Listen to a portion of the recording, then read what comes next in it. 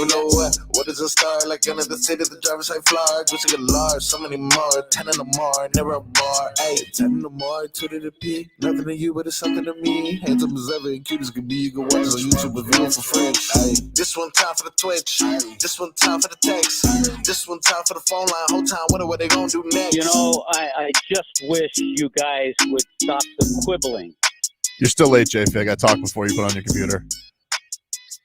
10:03. Nice try, though. Close, though. Close. We were just about to take times. Pretty good. Pretty good. But she's here, ladies and gentlemen.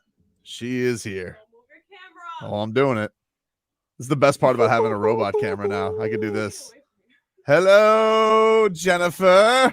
Is that Jennifer or the ghost of Jennifer Past? Yeah. I don't know.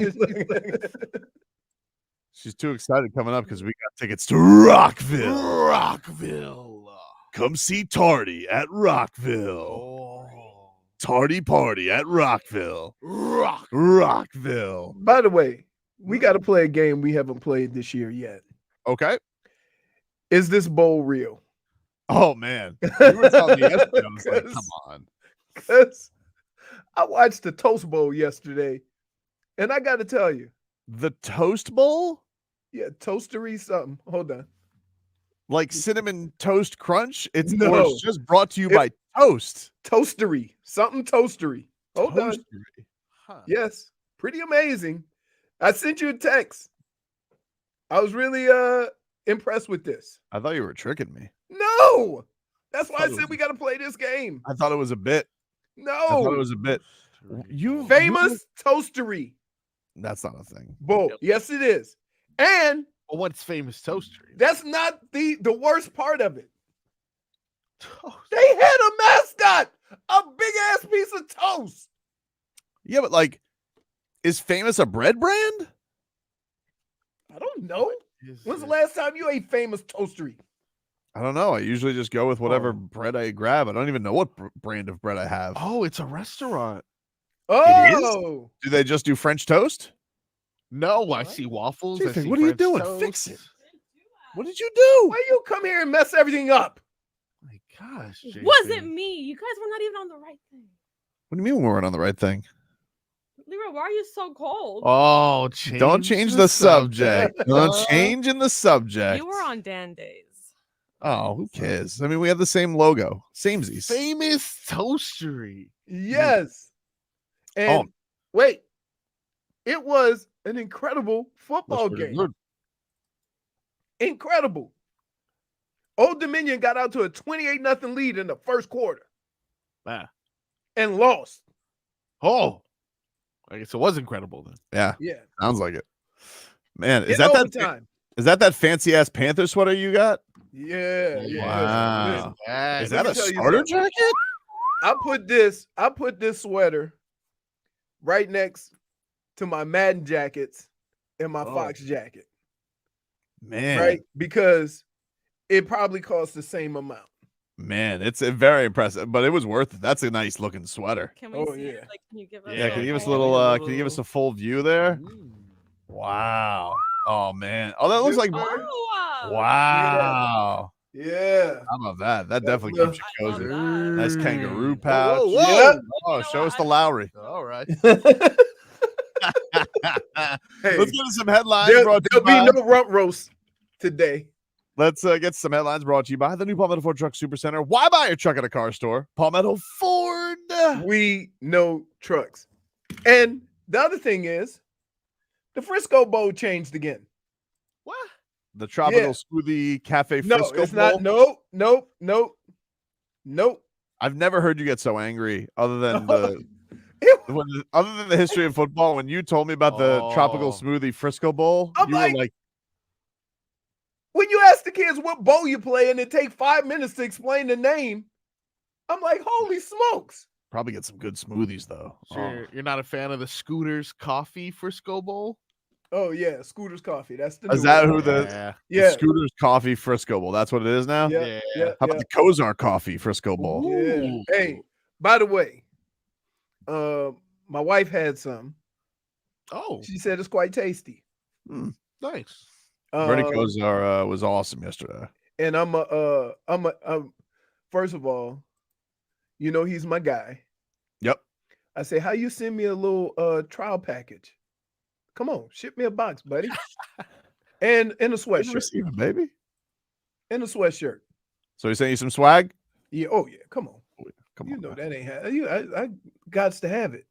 Last night, Miami Heat lose God. to the Minnesota Timberwolves 112 to 108. I was listening. Who sings that song? The Orman Brothers or The Hello Allman Friend or Allman Brothers? Brothers? Hello, Darkness, my old friend. Yes. That's Simon and Garfunkel. Okay. Garfunkel? Did I just make it the Dolphin CEO? Yeah. Yep. It's fun. Simon and Garfunkel. So I'm watching the third quarter. I'm like, hello, old friend. Yep. Hello, missed- third quarter. We missed you. But even then, the third quarter, they had the lead at They the had end. the And then lead. The fourth quarter is now third quarter. Because And- they start, and it's always the start of the fourth quarter. And I remember one person on this show, not named JFig or Frog Boy, Thank you. or me, Mhm. saying Tyler's back. That'll be the end of that. Well, they didn't play him. That was the weird thing. And Spo explained this yesterday. I He guess was on 'cause a minutes restriction. no, he just had it so he was going so good in the third, they never benched him in the third. So usually Tyler takes a break. But yeah, I thought dude, that was the game lost to me yesterday with Spo's rotation because they come out in that fourth quarter. Minnesota goes on a 10-1 run. Yeah. They call timeout with like 8 minutes left. Got to put Tyler in. I'm looking at the timeout huddle, because the boot's on the ground. And I'm looking into the timeout huddle, being a journalist, and I'm like, no one knew coming in? Like, no one takes a little seat in the huddle. Tyler's on the outs. Jimmy's on the outs. What the hell? They go back out with the same crew that just got skunked. Right. I'm just like, what are we doing? What are we doing? And by the way, Yep. Dunks is having himself one of those years. He's good. It good for him, man, because I got to tell you, my man took some abuse last year. I know. Tough for the people that did that, who were rats off a ship on old Dunks. That's my guy. I'm happy to see. It's always good when you see your guys rally and get back to the top. You put him in a cat suit so fast. I don't know what you're talking about. There we go. Look, we got the buttons ready because Marcos, can I just say something? Can I ask you a question? Yes, sir. Doing a show with this man, how many buttons do you have readily available with his shenanigans? I don't know what you're talking about, dude. 45. I don't know what you're talking about. We're trying to take space in Huck and Crowder. I don't know what you're talking about, but I will tell you, as a man who retired his harpoon. Oh my goodness! Let me just hold on. That's the first thing I could think of when Anthony Edwards was going off. I'm thinking, I bet he packed a hat and a monocle in his travel bag. People will tell you, people knew I was up to something because when I go to Heat warm-ups, I never go film the opponents. And you filmed Anthony Edwards. Oh, dude. Not only did I film anything, I was right there, right next to the Ant-Man. And let me just tell you something about this kid. He's good. Oh, dude. Let me tell you. You want to know something? Got a very nice shot. Like, it's just effortless. Dude, he's so athletic. It's ridiculous. Yeah. And Tony Fiorentino used to say this about Udonis Haslam. He'll be like, he practices that shot before every game, Eric. That bank shot. Yeah. I don't see anybody do this.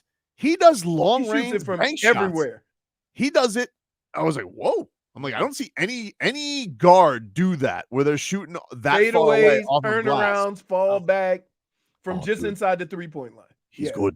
We need to get that guy. I know it's not going to be for like 3-4 years. Hopefully the Wolves blow this. A-Rod owns the Wolves. I mean, do you believe? I don't want to get you started. Marcos put something in the chat. I saw that, but I don't care about that. I'm not talking. I told you I'm retiring my harpoon. You might not have a say so in it. No, I mean, like, look, if it's true, it's true. Yeah. But I'm not gonna. How do you feel about that? I don't I'm feel just- anything. I like my team. I told you. I'm not that guy anymore. Do you want to tell people what you're referring to, Marcos? Don't just hide it from the audience. Okay, I apologize. Audience, this is for you. The Miami Heat are expected to have interest in Donovan Mitchell That's nice. per Brian Windhorst. Oh, well. So my other question is, Mhm. you got to give to get. Yeah. Lowry? What? No. Oh, I'm so sorry. Well, like theoretically, if it was an old Tobin, Yeah. would Theoretically, if it was old Okay. Tobin, which I'm not that guy anymore. Because right now, if you're asking current Tobin, I like my team. All right. We can hang with anybody. All right. We gotta clean some things up. The Wolves got away with one yesterday. First of all, we never beat the Wolves with Jimmy Butler. I don't know what that is. What the hell is that? He's 1-4 in his career against the Wolves with the Miami Heat. Never beats them. And by the way, that was a tough look yesterday because you had Karl Anthony Towns feeding Jimmy buckets at the end there, and then gets an offensive rebound, throws a lob to Rudy Gobert. It was a tough one for Jimmy to swallow. Then you have Bam. Bam wants this Defensive Player of the Year award. Rudy Gobert swatting his bleep, and then Anthony Edwards getting a dunk on the other end. Tough look. You had Anthony Edwards locking up Tyler Herro at times yesterday. Oh my goodness! I mean, Wow. let me tell you. Can I tell you something about Anthony Edwards? Yeah. Wingspan, dude. He's got I a mean, wingspan. he did look like a pterodactyl. He is a pterodactyl. He's got a wingspan. Because Tyler couldn't go anywhere. No, he couldn't go anywhere. This kid, and you want to know something about Anthony Edwards? Yeah. I really like this kid. But the thing, one of the things when Tobes goes wailing, I'm always looking for the post-game handshake. How does that go? And here's the thing that makes him different. Some will say he doesn't shake anybody's hand. All he does is talk bleep and then walks off the court. He shakes his teammates' hands. Riley would love that. Yeah. Shakes his teammates' hands, and then all he's doing is just doing this. He's just jawing and like telling me, get the hell out of here. I'm just like, I love this kid. I need him in the Heat uniform one day. Oh my goodness! I need him in a Heat uniform one day. He's so good. All right. They're good. By the way, they're good. That They're team's 20-5. Captain Obvious. good. I know, but I need to see it for myself. Like, I need because when they beat the Heat the last time, asterisk, the Heat sat a bunch are of they guys. the only team that don't have double-digit losses? I don't think they're the only. No, Boston doesn't. Boston, I think, has the same record. 20-5. Okay. Bucks are 19-7. Now, there's a bunch of teams with non-double digit, but they're the only ones in the 5-ski range Right. with them and the Celtics. Okay. I Um, forgot about the Celtics. I don't know why I always forget about the Celtics. I know why. They suck. because they're gonna blow it. That's why. All right. I got Give you. them Porzingis. Give them all the intangibles you want. You see, they stole one of our intangibles. Who? Drew Peterson from Sioux Falls. Oh. Intangibles. So you can take people from if you sign them to the active roster, right? You could poach people off G League, as long as I think as So long that's as you're like not that's like a transfer portal league. kind of, yeah. I think unless you're like on a two-way. Well, you But can do that. You can do that with like in football with practice squad. Somebody on Yes. your practice squad, JPP. somebody can go get him. Yeah, Dolphins got JPP off a practice squad. Right. But anyway, what were we talking about? Oh, Donovan Mitchell. Yes. So theoretically, if it was old Tobin, which I'm not anymore, All right. would I trade for Donovan Mitchell with this team? Yeah. Like, so would I have to? They'd want Jaime Jaquez for Donovan Mitchell. No, But I'm okay. Well, see, here's the thing that makes you guys Peter Pan. no, they wouldn't want him. Absolutely, They want Tyler. Leroy. Yep. Let me tell you something right now. You're not getting high. Any star trade that the Heat are going to be involved in, people are going to ask for Jaime Jaquez I Jr. know they're gonna because ask. he's a young stud They're gonna. on a But rookie here, deal. let me ask you a question. You trade like for like, Mhm. right? So it's basically a change of scenery. So you would definitely go with you trade him for Tyler. Very That would be- similar players. Yeah, but I'm not. Yeah, Money. that would probably be the ideal thing to do. But they're not going to do that. They would also But the probably money don't match. The money's not even close. No, well, the thing is with a guy like Hawkins, it's basically a throw-in. Like you get to throw so him it'd in. be Tyler and no. Right. I'm and out. I'm telling you, I'm I'm out. here to tell you, I'm not trading Jaime. No, I'm out. But I That's will on the say this. table, dude. But I will say this. Sweetener. You can have him. Donovan Mitchell is a bona fide scorer. Mm-hmm. There's no Who's here to doubt that? okay. But if you're asking new Tobin, I'm not trading Tyler Herro for Donovan Mitchell. You had your chance. Okay. Again, Okay. Tyler's a good scorer. Yep. He's not Donovan Mitchell. He's not yet. Don't get it twisted. He's not Donovan Mitchell yet. Okay. But hold on. What? Pat Riley ain't making this move on yet. Well, Making he's not this move yet. on now. I understand. Stop. But, Stop I don't that. know. Yeah. Already, We can sit. how many times are we going to go to this? You think Pat Riley's How going many to times are we sit do back this and dance with wait? Tyler Herro? See, this You is why. think- You think Pat Riley's going to sit back and wait for Tyler to get there? this is why so he can have it now? Well, they didn't move hard enough to go get Damian Lillard. They did. No, they didn't. Damian Lillard's No, they didn't. GM wouldn't have it. Well, that's a convenient excuse. Coward. Okay. You know who talks about why deals don't get done? People who don't get deals done. Oh. So you would have got that deal done. Me? Yes. How? If the other team don't want to work with you? I would have made it work. Oh, I'm very charming. No, really? Okay. get with the baby blues. I'm telling you though, but I'm not doing. But see, this gets to my point. First of all, I can't win here because you guys, you treat me like a zoo animal. Okay? No, you act like a No, zoo no. animal. Don't I want answer to say this right now. like one. No, Yes, I just you want like to the message. zoo. This is Don't not listen. fair. I feed the animals empanadas, pizza, chicken wings, and Oh, then yeah. you do your thing. It's not fair though, because I go out here and I do the wailing, and I went hard after Damian Lillard, and I failed. I fell flat in my face, and I say I want to change, and you guys, you're enablers because I say that I want to be different, and I don't want to do this. I'm going to love my team. You know, you've been telling me forever. Why can't you just enjoy what you have, Tobin? And so I'm trying to do that. Yes, after a night, I'm flirting with Anthony Edwards, but that was the only guy I put the caveat for. He's my hall pass. And I'm asking you guys to try and let me change. I don't want to trade anybody. I don't want to trade for Donovan Mitchell. I'm trying to enjoy Bam, Jimmy, and Tyler, and Jaime. Let me ask you a question. What changes this for me? Mm-hmm. Do you see the scoring in the NBA? It's crazy. Okay. You need one. You need one of those dudes. That's gonna fill it up. Mm-hmm. And so the hopes was that Tyler would be that person. And I'm not saying that he can't be. Sounds like you're rats off a ship. No, I'm not rats off a ship at all. I'm not saying Tyler can't be that, but he's not there yet. And you talking about Pat Riley, who isn't a there yet guy. He's a now guy. Huh?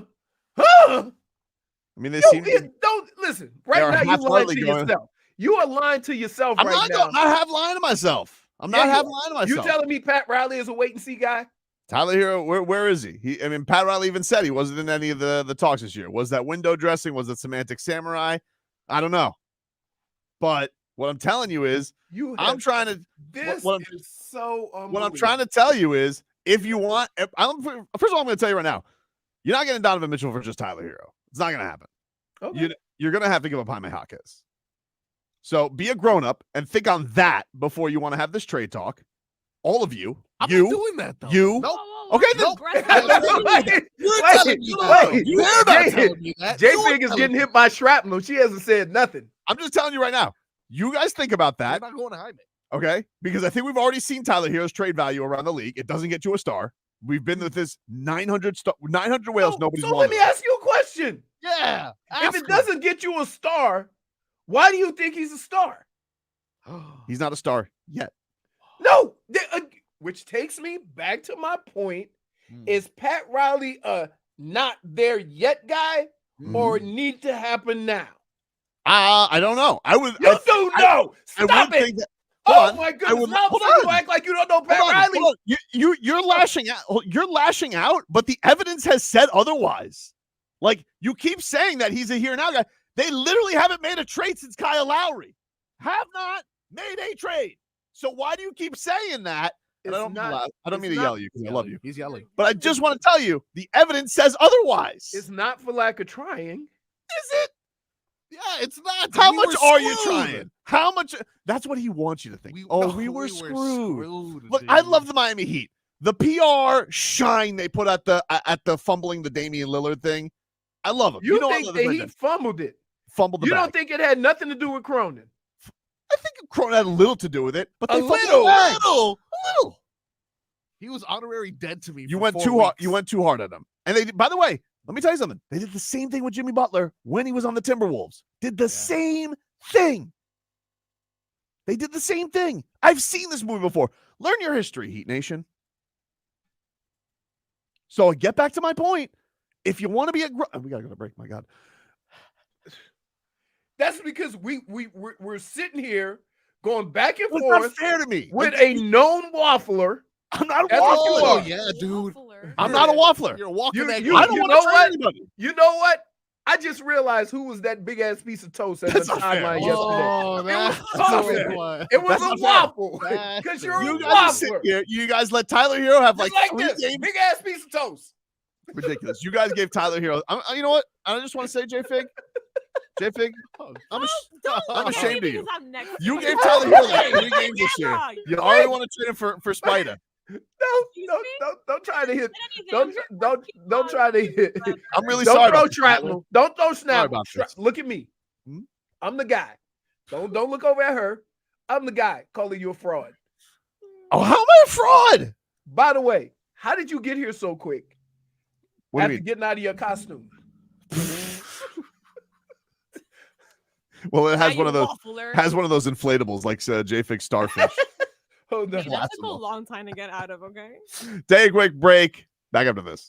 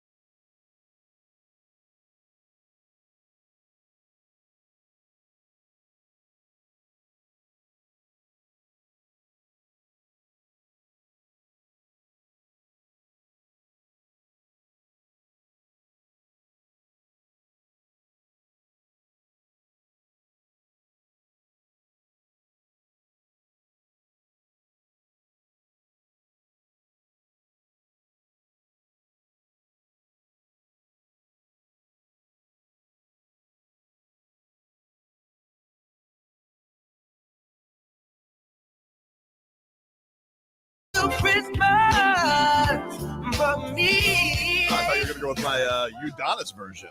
I should have. Can I get another chance? Later. Oh yeah, I Later. realized what time it was. I'm gonna check out Udonis' new podcast. He's got that new podcast. I think is out. What is it called?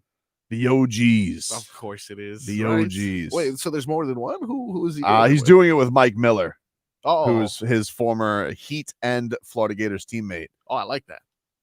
Yeah, that's good. So should be good. Should be good. Heat lose last night. Stunk. But it was good to have everybody back. It was a really fun game. I'll say that. That's a good team. Really fun back and forth between them.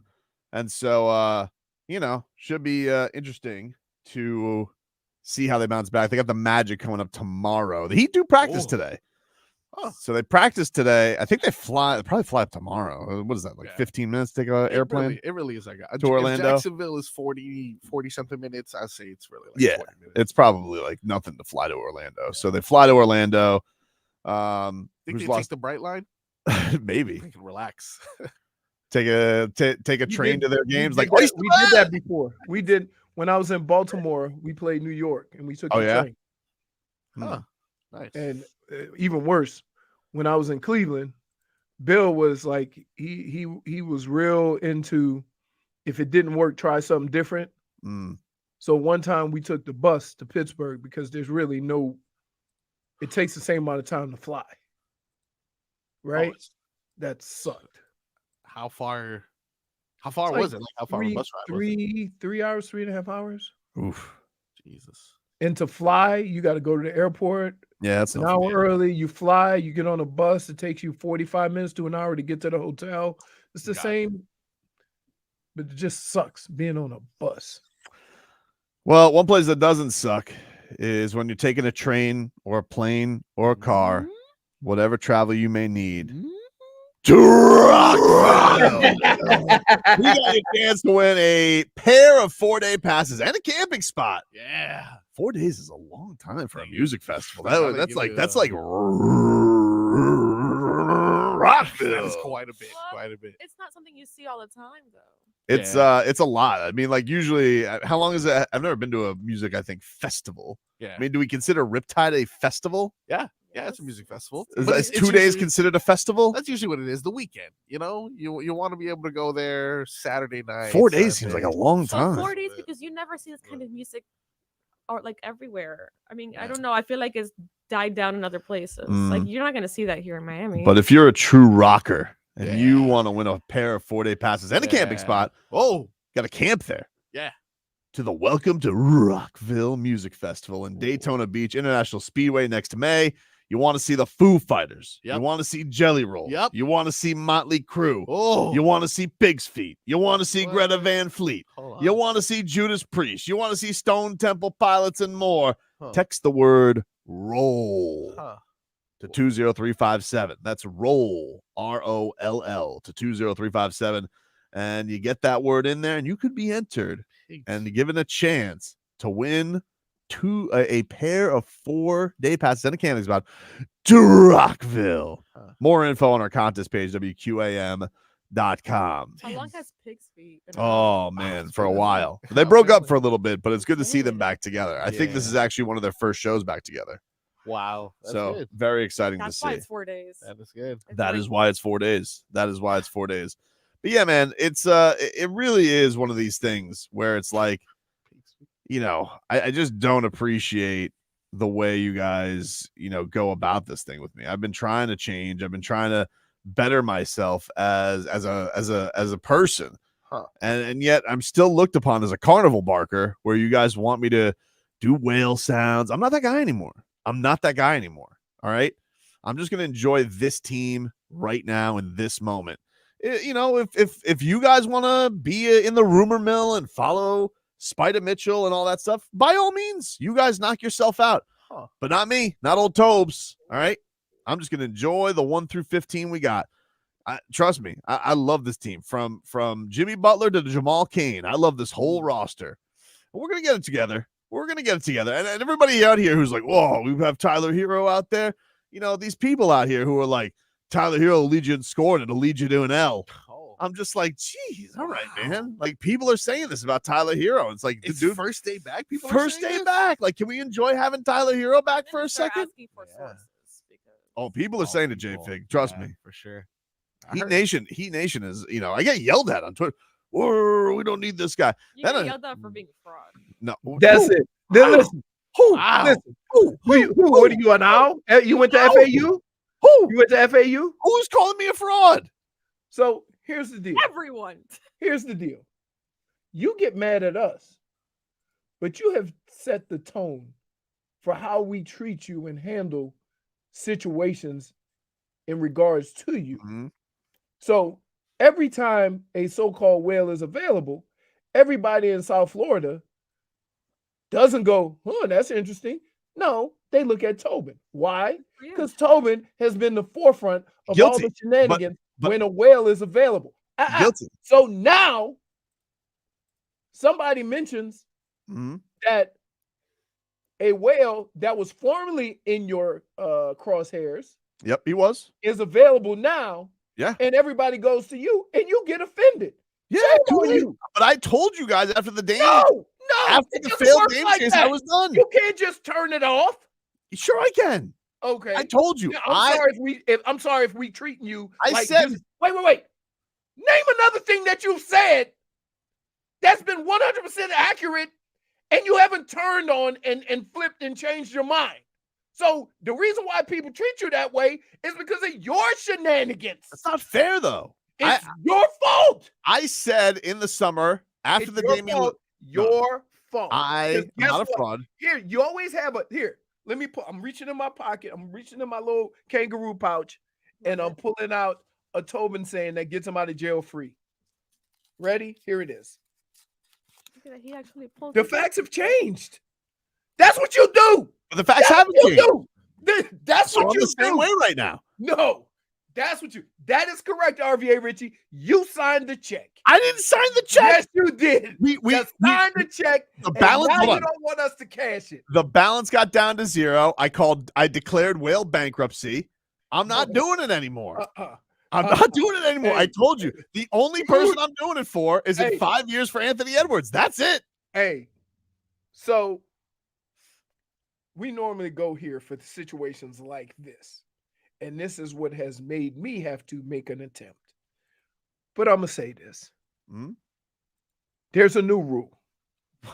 If by any chance you renege on this, that's an automatic dartboard to do. It's not. I'm not. No. Hey.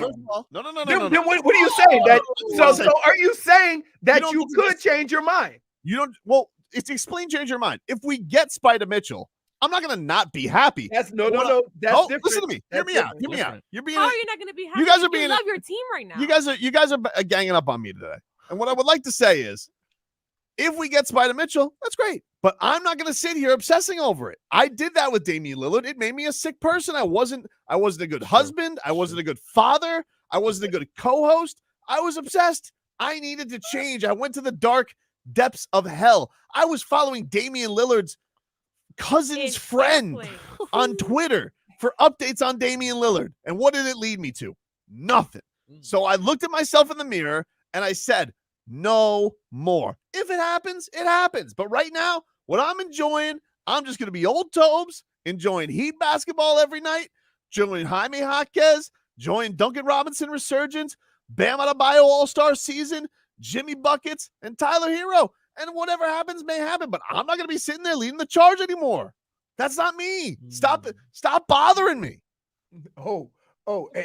Here. The carnival barker is actually getting upset that people are barking at him. Yeah, leave me alone. Let me just enjoy my team. You can't have it both ways. I don't want to do the whale thing anymore. I want to change. All right? Okay. I'm like Sting. I don't want to sing those songs anymore. What? Liar. I don't want to sing those songs anymore. Liar. Sing the hits.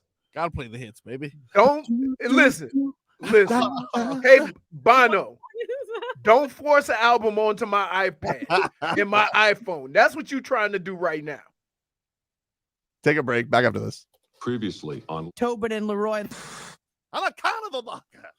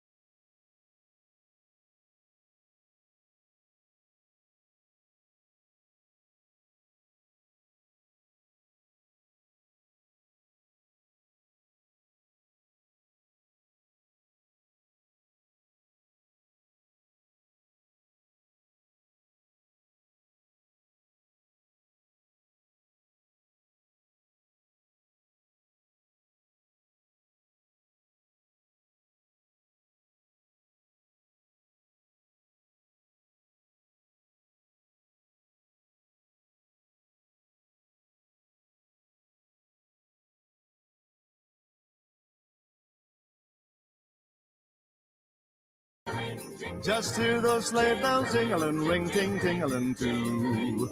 Come on, it's lovely weather for a sleigh ride together with you. Outside the snow. All right, welcome back, everybody. It is Tobin and Leroy here with you, 560 WQAM. Love to come see you guys on Friday. I'd love you guys to come on out to GW Sharkies in Coral Springs. Going to be doing a little watch party from 5 to 8. Watch a little football, little Miami hoops, enjoy some ice cold beers, great food specials, and you guys can enter to win a golf foursome. I'm a golfsman, so enter to win a golf foursome and lunch for 4 at Coral Springs Country Club. By the way, that's a good golf course. Then on Saturday, join Zach Krantz from 5 p.m. to 8 p.m. at The Irishman. Why didn't you do The Irishman? I would have loved to see.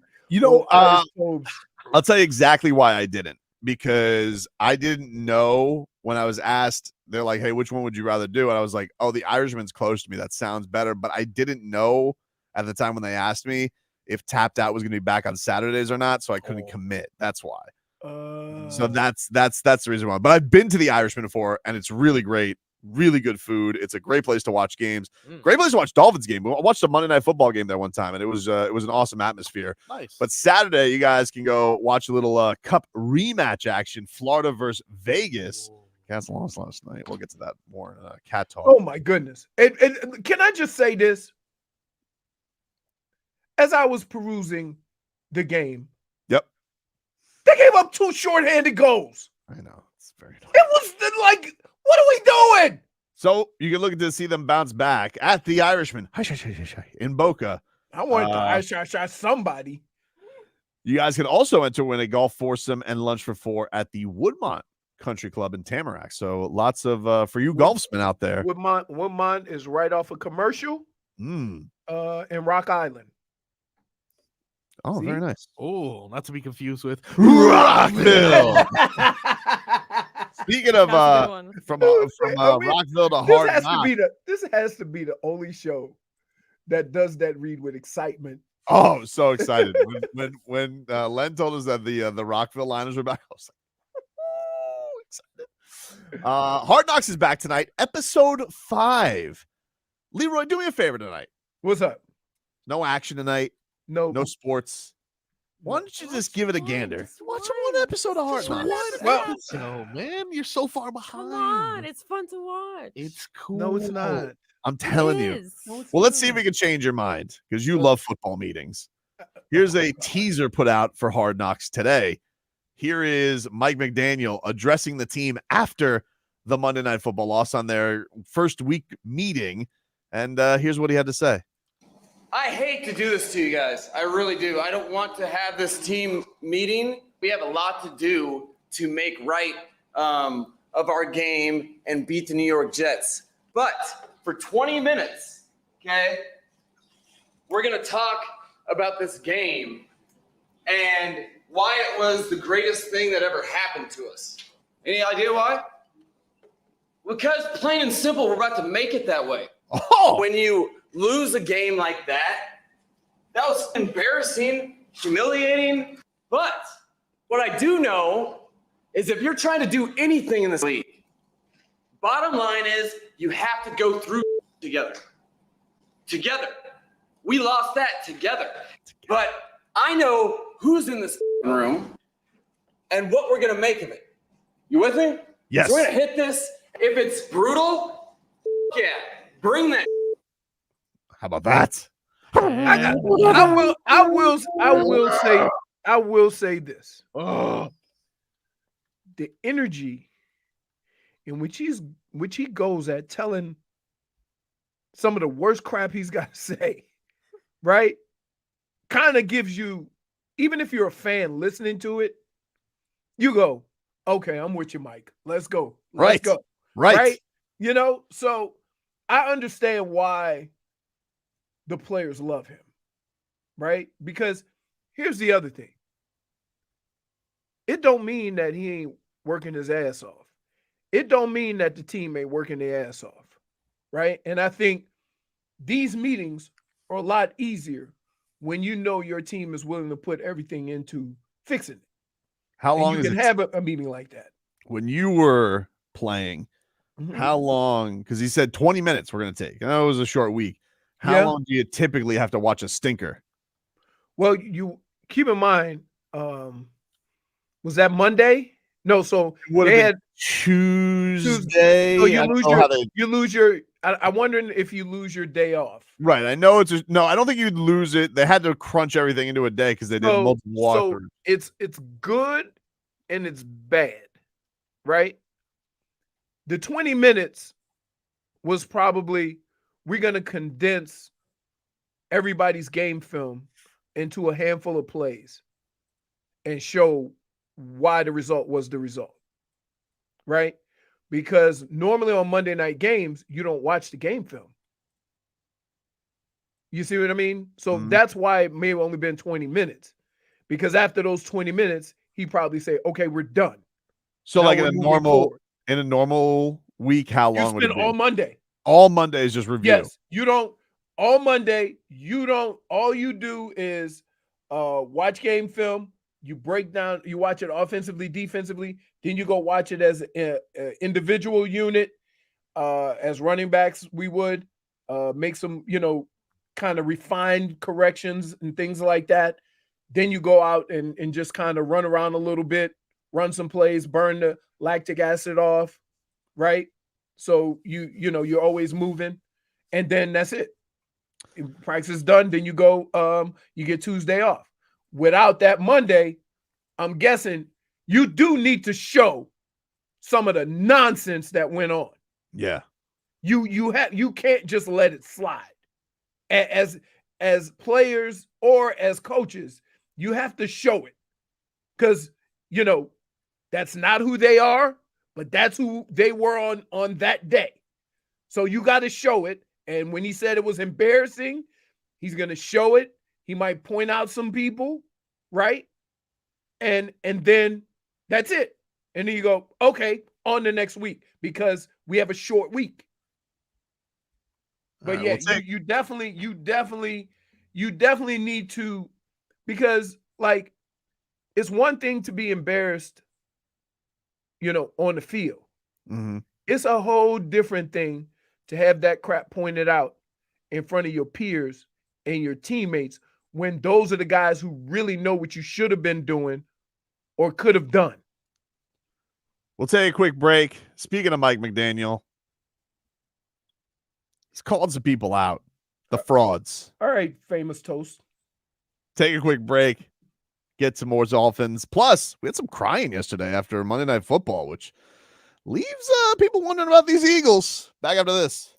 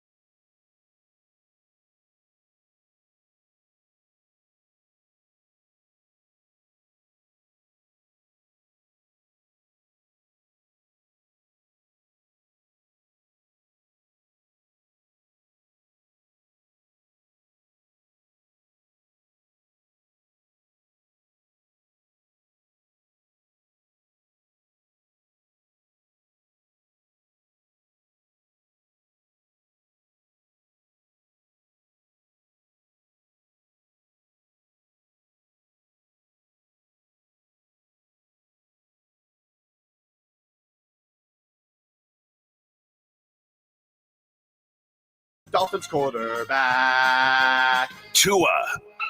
It's our Tua. It's our Tua. Tua. Tua, Tua, Tua. Tua, Tua, Tua. Chris Sims can go to hell. Tua Tagovailoa. Dolphins quarterback. I love Christmas. Our Tua with Tobin and Leroy. Check the history of food. Hour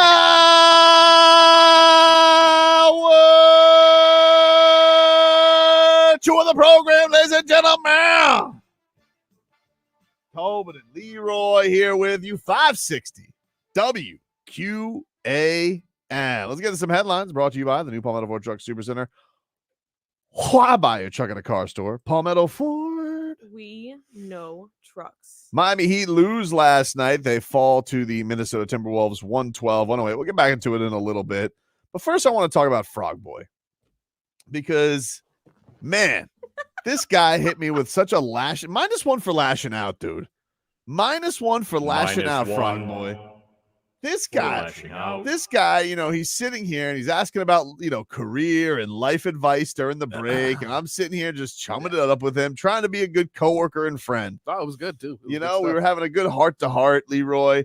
And this guy's like, so then I have the audacity during the hour Tua song to ask him for a couple of sound bites. He goes, you could have said this during the break. Oh, and I said, okay, dude. All right. I don't think I said it that way. I really you did. You could have had it ready in the. All right. Since when do you have it in the holster? All of a sudden, you're always yucking it up with old JFig or Leroy during the break. Now all of a sudden, I want to talk to you for 3 seconds, and you get at me. Not like I'm going to ask for the Mike McDaniel sound right now, or Drew Lock being a crybaby. I was going to give you some time, but now I want the Drew Lock sound. Where is it? Where is the Drew Lock sound? Hey. Why are we crying when we win?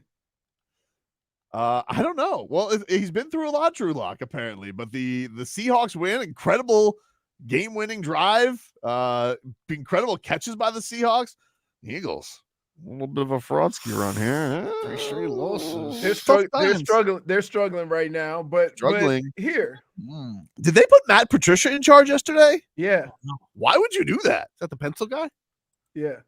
Oh. It's kind of crazy. Like Matt Patricia, wasn't the guy who was wasn't he the offensive coordinator for the Patriots, or was that? Sure was. Oh, he was. He was. I thought he was still with the Patriots. No, they had to fire him after a year. Come on, for sure. Oh, it got better. It got better though. Oh yeah, it definitely got better. That's the one time Matt Patricia can go and be like, "You see, not my fault." Somehow he's in charge of the Eagles now, of their defense. But so wait, wasn't he offensive coach last year? Well, remember he came up as the defensive coordinator. The reason that was so funny last year was because he was a defensive coordinator, right? For Belichick, always had the stupid pencil in his hat. Yeah. Then he got the head coaching job with the Lions. Terrible. Yep. And then he came back to the Patriots, and they didn't have an offensive coordinator, so they're like, Matt Patricia. You want to be the offensive coordinator? Never coached offense in his life. All the coaches in the world, at all the different levels, with all the contacts that Bill Belichick has had, and his decision was to take a former defensive coordinator and have him call offensive plays. Yep. Not his best look. Nope. And probably why, one of the reasons why they're kind of rats off a ship on him. They're done.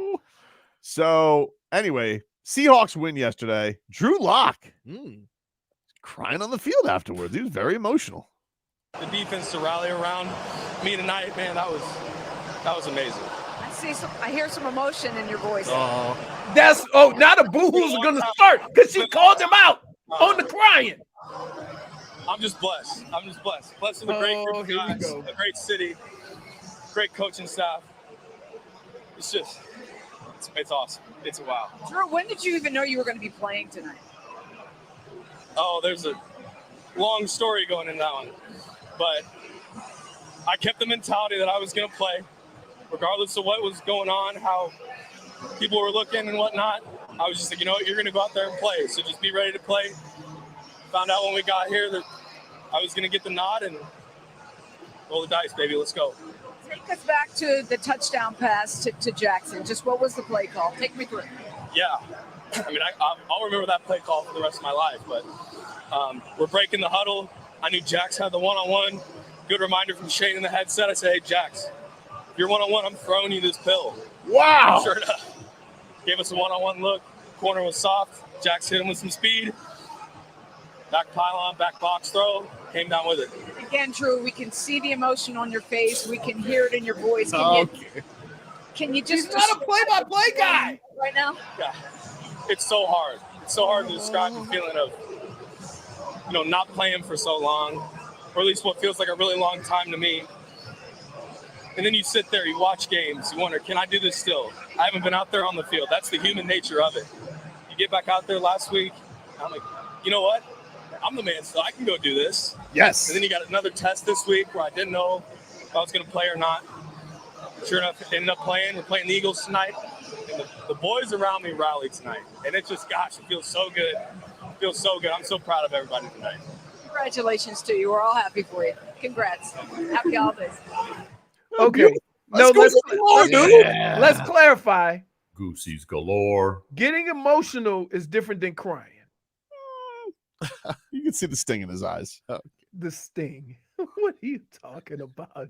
So but my question is if who's the starting quarterback? Geno. If Geno Smith had a chance to play, he shouldn't have been out there like them girls that kick their legs up over their head and testing it that way. Rockettes? Yeah, he was doing the Rockettes before the game, which is fine, but his groin was hurt. So he wasn't really working the groin. My favorite part of that entire interview was when he said, Jackson, if I got you one-on-one, I'm going to sling you this pill. Woo! I was like, oh, that's football. That's football right there. Oh, my. I told Jackson, I said, I'll remember this play call for like, what is this, Varsity Blues going in there, like in the huddle? Jax, if I got you one-on-one, I'm slinging you this pill. I remember one time we had a quarterback came in the game, and he came in with a whole bunch of enthusiasm and excitement. And one of the offensive linemen said, calm your ass down. We 2-10. But you know what? It's good for him because, like, especially at that position, if you don't play at any other position for that long, you ain't in the league no more. Right. Quarterback, you could be a career backup and play like 5 games in your whole career.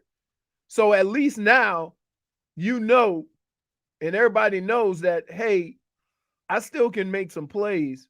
How long has he been in the league? Drew Lock? Man, I feel like he was a pick a while ago. When the hell was he? Like, he's probably been in the league 6 years at least. He was drafted in the second round of 2019. Yeah. No, this is So 4 5 years. years. 5 years. He's only 20. He's only 27. Right. So good for him. No need to be crying, though. Like, I'm a big fan of when you spend your whole life to get to a certain point, why are you crying when you get there? Because I told Jax, I said, if I see you one-on-one, I'm going to sling you this pill. And by God, he was there. Now, if you come up short, that's a different story. No, Damn, but getting emotional is different than crying. I told the boys. Tobin put crocodile tears down the man's face before he explained the cut. Dude, he was boo-hooing. He didn't have. He had a couple of broken words, but that was it. It was very movie-esque though. He made it seem like we were sitting there watching any Friday Night Lights. But see, that's what you get. That's what what happened. Hey, jackass, that ain't real. Stop using movies to describe your football. Friday Night Lights is a great show, dude. No, it's not.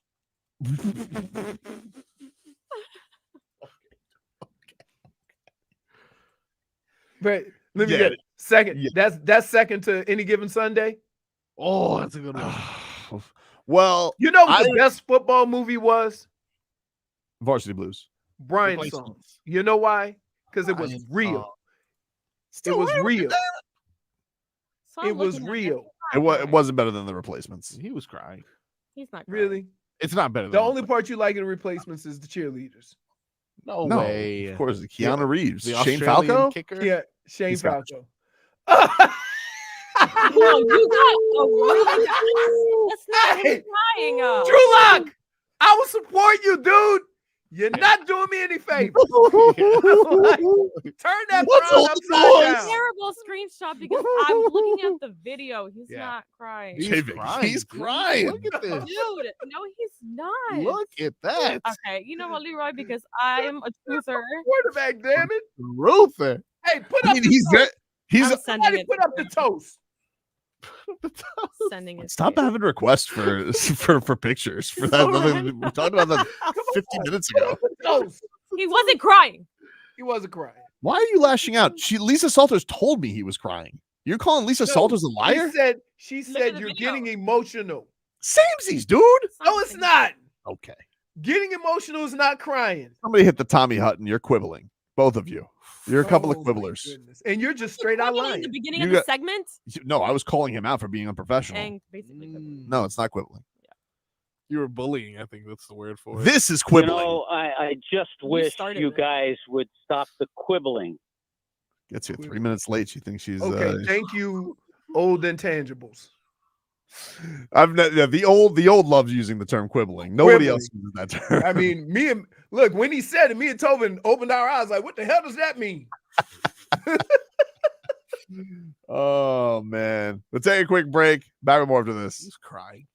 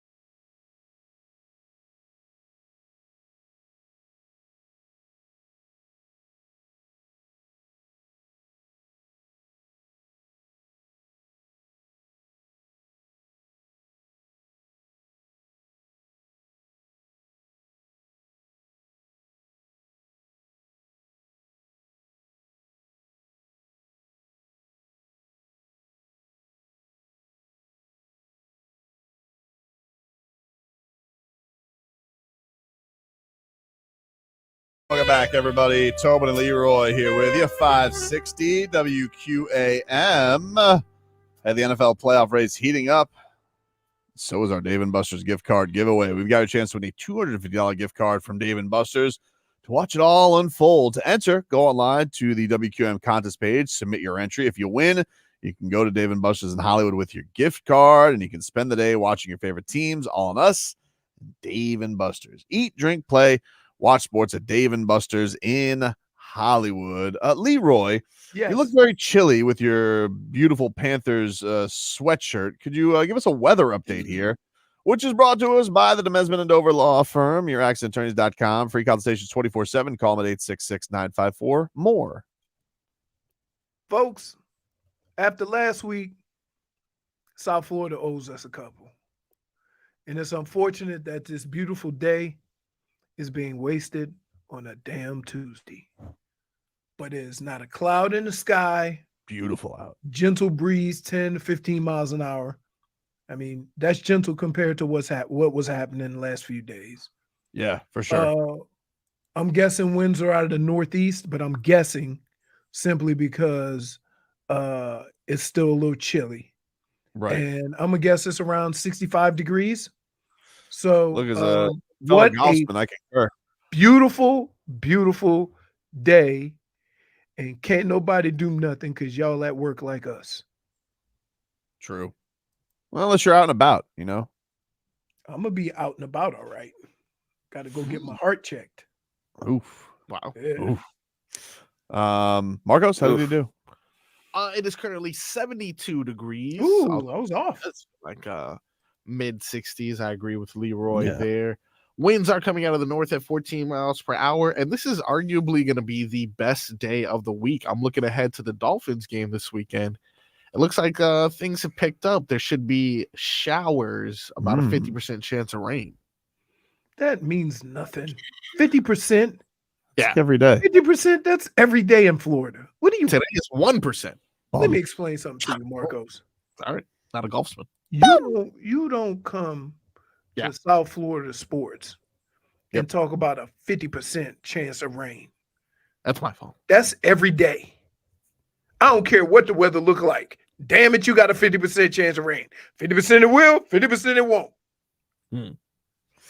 Let's get to a little Mike McDaniel here. So Mike McDaniel yesterday, he has told the media that they should be on the lookout. Okay, Bolo, he put a bolo out.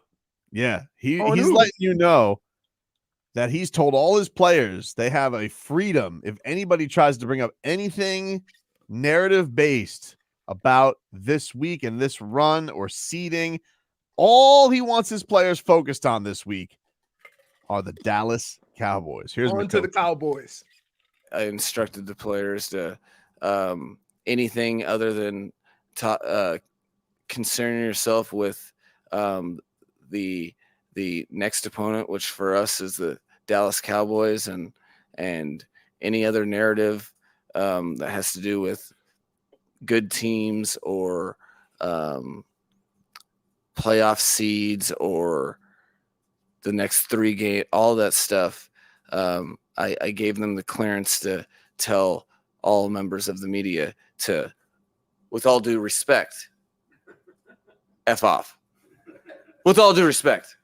Because all we're focused on is the Dallas Cowboys. Wow. Well, that's not, You you can't just say with all due hold on. respect.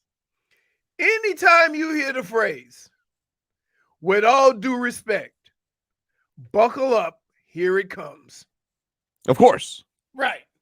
But Or, my favorite, no disrespect. no disrespect, with all due respect, you know. No offense. No offense. Yeah, Chief. that all means you about to get a doozy. Yeah. Well, I mean, I get it. Your focus wants to be on the Cowboys, but I mean, it is what it is. You can't run from the fact that this is a big 3 games. This is a big opportunity. You know? But here's what he wants. He gets the narrative and what people want to say. You got a big 3 games ahead of you. He wants the team and everybody in the building to concentrate on this game because you can only play them one at a time. I get you. So what's the point in talking about the next 3 games and you go out and lay a turd on this one?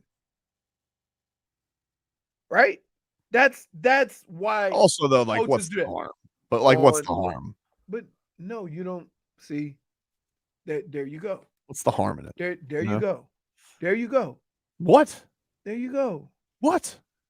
Like, but like, what's the harm? Because you can only play one game at a time. So he wants all their efforts and all their concentration and all their focus on this week only. Focus. That's it. And there's nothing wrong with that. Like, I would be offended and pissed off if I'm busting my ass to get ready for the Cowboys and you got some jabroni next to me talking about the next 3 weeks. Hey, tell us, Leroy, what do you think about this stretch run here? F off. That's what he said. My coach said I could say it. I wonder if somebody's going to say F off or if they're going to use the word. They're going to use the word. If they do, is that a fine? And if so, no, it's not. No. It's not a fine. Not it's a not fine. a fine. But here, to people that think, well, the question had to be asked. No, it doesn't. Because the Miami Dolphins play the Dallas Cowboys this week. So you asking about next week is not a question that needs to be asked. Stop. Well, what if you ask something about, do you guys see this as the opportunity to erase the narrative that you can beat a good team? Beating Dallas is all I'm worried about. I understand. If that changes the narrative, that's on you. I'm concentrating on the Dallas Cowboys because that's all I can control right now. And I understand, Leroy, you've had a marvelous season this season, but you guys still haven't been a team with a winning record. Again, all that nonsense you're talking, all I'm worried about is the Dallas Cowboys. They're a very good team. And if we want to get anywhere, we have to beat them. And how much do you feel like beating Dallas would put an end to the nonsense? It'll probably just ramp up next week because Dallas haven't beat anybody either. Yeah, next week. And so, like, how tough is it not to look to these next 3 games? Because it is a gauntlet in front of you. So, F off. Yeah. You know who's coming. I tried to be nice. Well, but you kept going. You're you know what? And this is where I would use the actual word to this clown who thinks he's smart enough where he could just ask the question 8 different ways. He's definitely getting the F-bomb dropped on him. I could be such an annoying reporter. You're an annoying person. What are you talking about reporting? You don't have to put a title on it. Like you put a title. Oh, I could be an annoying. You know what? You could be annoying anything. We go out to eat. We eat a nice meal. You already talk about the next meal while still chewing the meal you're eating. I wish I could have one of those hats back in the day that had like said press, like with a little card. Oh yeah. What Can you is still wrong get one with of you? those? What is wrong with you? And you wonder why. Put that on the dartboard. I'll put that on the dartboard. The press hat? Yes. Got to dress as a member of the press. Oh, I got. Gotta have a cigar. No, what about the armband? The armband, the press armband. Oh, dude. And I just found this huge inflatable camera as well. We need that around your neck. Come on, can somebody put the toast up? This guy with the toast already. This is you. They make waffles. Oh gosh. Do they make waffles? Yes. They do. They do indeed. They're represented by this guy, the toast, which is you. Kind of looks like you. Stun Steve says, I thought Tobin was about task at hand. Now he wants to look ahead. Yes, exactly. Exactly. Got you. +1, Stun Steve. Sometimes it's important to know the big picture, though. No. Oh my God. Sometimes it is. Dude, as long as I've known you, you have said to me, the hell with the big picture I want now. And now all of a sudden you talk about big picture. Oh my goodness. Here we go. But if you were to take a step back and look at the big picture of this 3 games, You can't. No, not as a player. Know what? You know what? There was probably people that were looking at, oh, we get these next 2 games, we'd be right in the thick of it. And then you lost to Tennessee. It just happened to. There he is. That's a mascot? Yes, it was on the sidelines. He looks like he should be on the median and just like saying, over here. Fresh toast. Here's the He's problem. putting a sign for when, Subway. When I pulled up the picture, I think they just walk around with that toast and put anybody in it because there was a bunch of different people in it. Oh, okay. Right. But that's what was on the sidelines. Mike McDaniel also had another call out of the media. He was feeling froggy yesterday. No offense, Marcos. No offense. He had this to say about Raheem Mostert. And Raheem Mostert, I guess his ball is going to Canton for the Dolphins record. And he had this to say about the adversity that Raheem Mostert has faced. And so I just know how many obstacles or points of adversity he had to persevere through to be here this year, and then on top of that, the season that he's having on top, on the heels of, every single one of you guys were trying to get us to trade for a running back all year, right? No, there's just a lot of talk about and that he doesn't bring that up, but you just know that people have ears, so that noise, it's cool for him to have the season he's having. Here's the thing, though. No. I know. Can I just say something though? And I love Mike McDaniel. You guys know I'm a big McCoachin guy. That's an adorable thing to blame on the media, but where are those rumors coming from? Nowhere. So you guys never looked into trading for a running back. Never. That never happened this offseason. Didn't have even an inkling to go trade for anybody else. It's cute to go and blame that on the media, but those rumors came from nowhere? Can I just say this? I can no longer order Uber Eats. They're trolling me. You ready?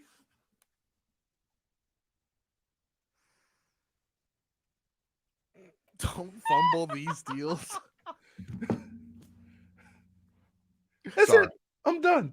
We got jokes. Who knew Ron Pitts was writing headlines for Uber Eats? Push notifications. But I'm just saying, that's hilarious to me. I get. Listen, I get what you're saying, but Mike McDaniel and the Miami Dolphins are pulling the Tobin. What? And the Tobin is they're deflecting that so that it looks like somebody else was doing it instead of them. But this goes back to why I apologize to Raheem Mostert on behalf of the Miami Dolphins. Apologize to a lot of players. You notice that? Yeah, but I apologize to Raheem Mostert on behalf of the Miami Dolphins because they're the ones ruling for a replacement. So you didn't apologize because you were all Google Gaga for Dalvin Cook? Well, I mean, look, I did like the idea. I thought it was a cool story. Now, did I know the guy was all types of washed? Probably should have. He's not all types of washed. He's playing on a terrible team. Maybe it worked hand in hand. Task in hand. No, but it does work hand in hand. Sometimes you're better offensive linemen. Those teams also have the best run game. That line is awful. That line's awful. Just ask. Wait, hold on. Ask Aaron Rodgers and ask Zach Wilson how that offensive line is. Yeah, can we put this Aaron Rodgers story to bed? Stop giving me any updates on his health. Enough already. I tell you what, he could run a 4.2 right now. When he get done, he gonna limp and say, "I can't go." I promise you that. Definitely. But anyway. My thing is that can you fire the coaching staff without knowing what Aaron Rodgers is going to do if you fire the coaching staff? Take a quick break. Back after this. Hear me out. What you do is you put Raheem Mostert piggyback on Dalvin Cook, so it's like a booster pack, and then we're extra fast. WQ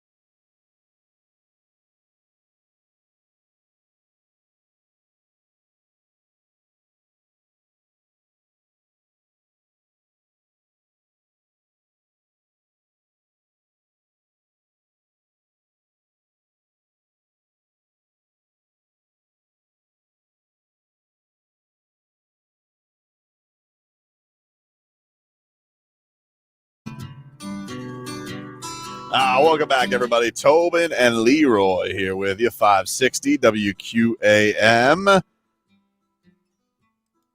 Take you guys up until 2 o'clock here on the program. We got a mixed bag coming up next hour.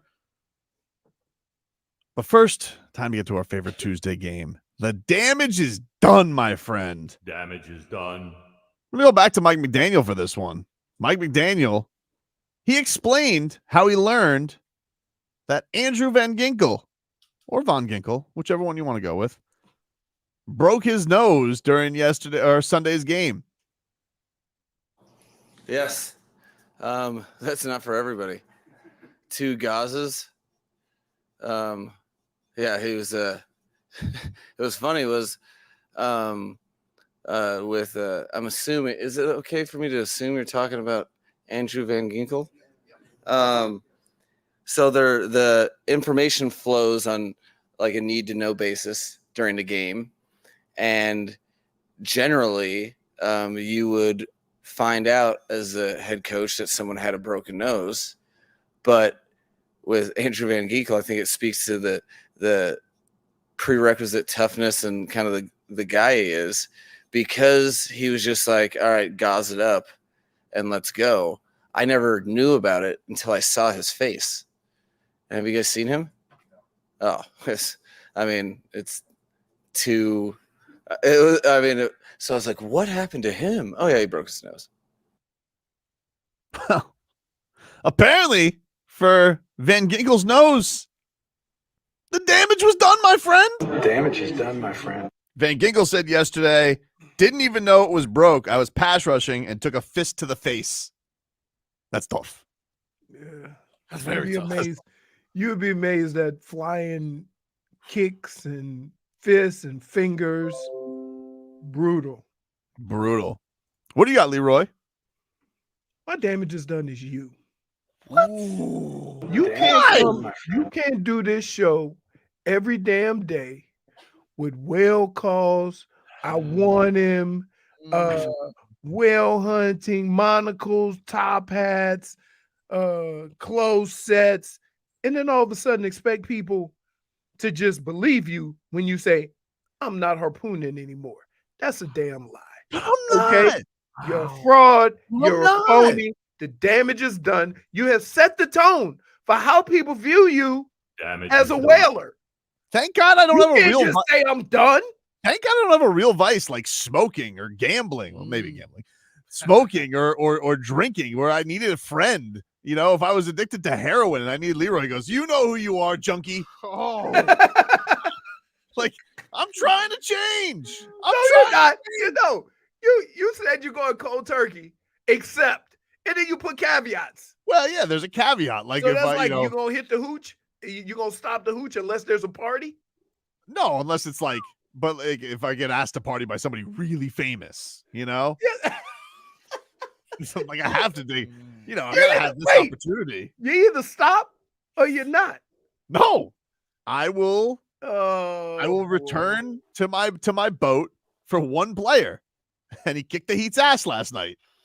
That's it. But it ain't happening for a while. So what should happen? What happens if Donovan Mitchell, it gets close? Been there. I've already sailed that journey. Okay. Been there. If it happens, great. But I'm not going to be the captain on that ship. Okay. I'm just going to kick back and enjoy Be the first mate? No, not even.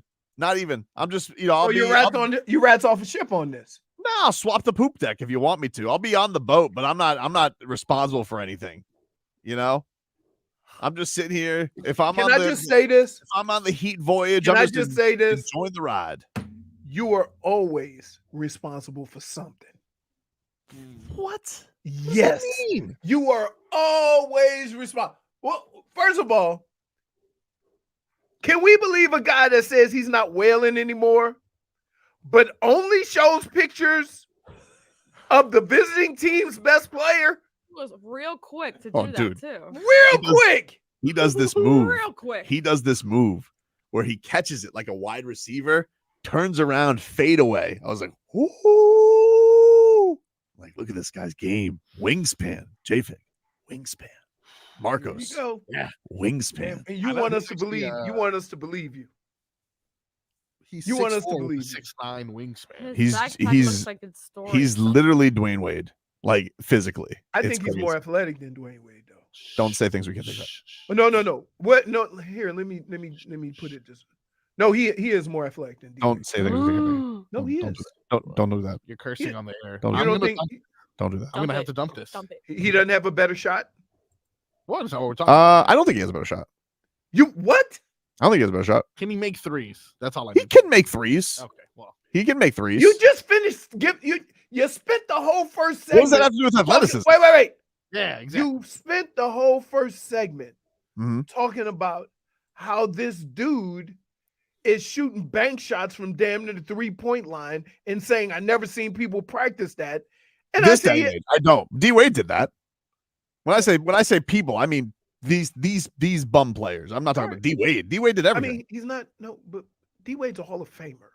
Yeah. So, like, just saying that about Anthony Edwards doesn't say anything Well, about he D Wade. said more. Let's just relax. Yes, I'm Just okay. relax. Okay. As athletic. As. You don't Is have to that say better? more. Does that make you feel Yeah, better? yeah, it does actually. Okay. Like Good. say again, he's as athletic as D Wade. He's as athletic as D Wade. You're right. You may be right, Leroy. You may be right. You may be right. I He's hate good. you. Like you, I wouldn't even. Here's the problem. We wouldn't even be thinking about Anthony Edwards if it wasn't for you. What do you mean? Just what I said. You've been gawking over this guy since day one. Edwards. And I said, man, he looks more athletic than D. Oh, hold your horses. I wouldn't even be thinking about him if it wasn't for you. Which is why you get my damages done. It's ridiculous. You just don't know when to stop. I'm Eric's not bullshit over wailing, this. but I'm gonna send a 10-minute reel to my friends of Anthony Edwards hitting various shots. Man. But I'm not wailing. Did you see those shots though? He's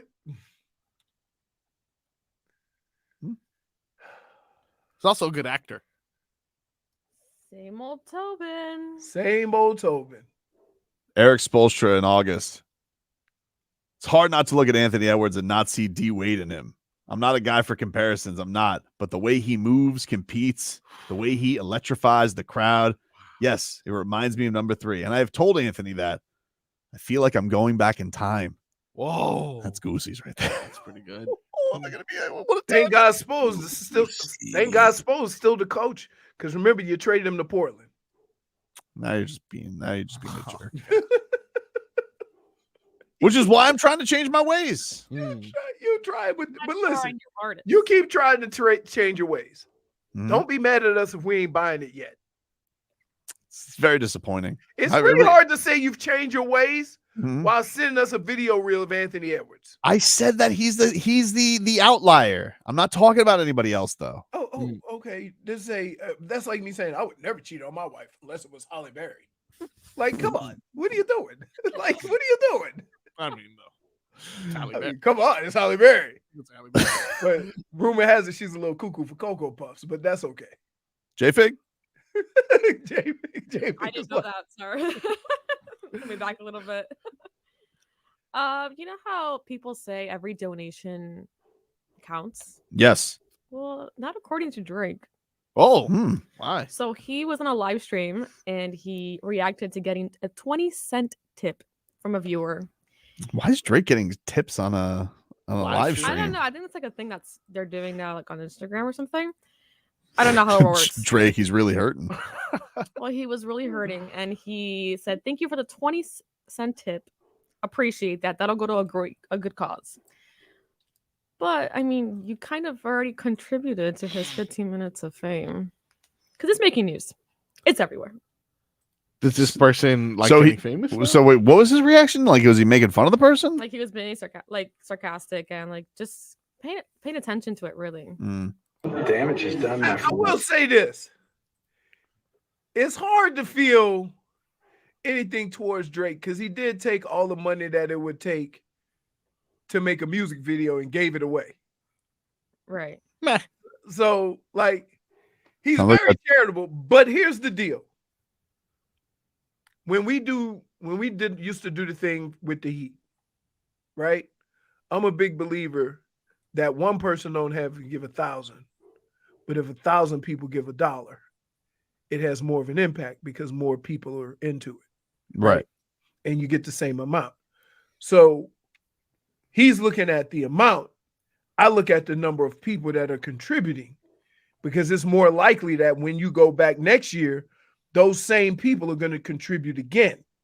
And maybe next time it could be $2 or $3, or maybe a 20 or a 5. So I look at that totally different.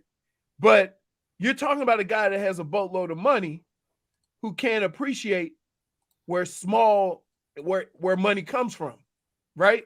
Everybody might have the resources. That could have been a little kid, right? Well, it says Spotify reportedly pays 0.3 cents per stream. So in essence, the crazy. viewer donated what How are they Drake getting would away with earn that? from 67 streams. How So does about- Spotify get away with that?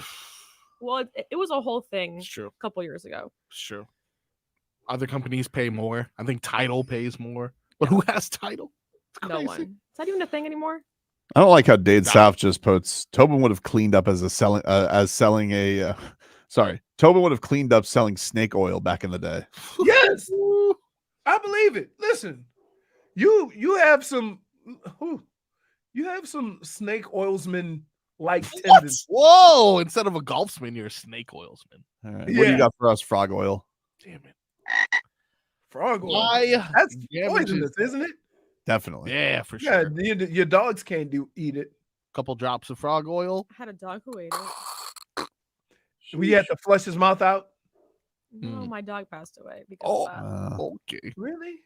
Why you ain't Oh stop? no! It was our Rottweiler. Huh? Oh, yeah. A A Rottweiler. Rottweiler? Yeah, No, he wasn't having it. He was having him some frog. they don't make that anymore. It's a 90s stock. Kind of expired. What? Wow. Rottweilers. Why would you say that? Just saying. Terrible choice of words. Heard. Hmm. My damage is done. Goes to. Sure you don't want to go with that one?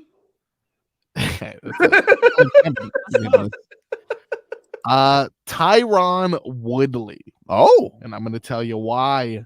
One The of the fighter? things we didn't mention. Yes, we didn't mention this from this weekend. Our boy Jake Paul got into another boxing match, if you want to call it that. if you want to call it that. If you want to call it that. Do you think he took a dive? The other guy, August Alsina. I don't know his name. Kind of. I kind of do think he took a kind of. dive. It was a solid uppercut. but Have it you ever heard of this boxer? Never. If you've never heard, of I've it, never heard of this okay, boxer. well then, Wow. that is. Oh, I mean, that's a Dude. pretty good dive right there. look at his left eye. Mhm. Yeah, it's not good. Not good for sure. You think he took a dive though? Yeah. Man, it was a first round knockout, so people are skeptical of the outcome. Of course. Did you see his fist on the side of his face? I saw the punch. I saw it. Yeah. It only lasted a round. You can watch it on Twitter.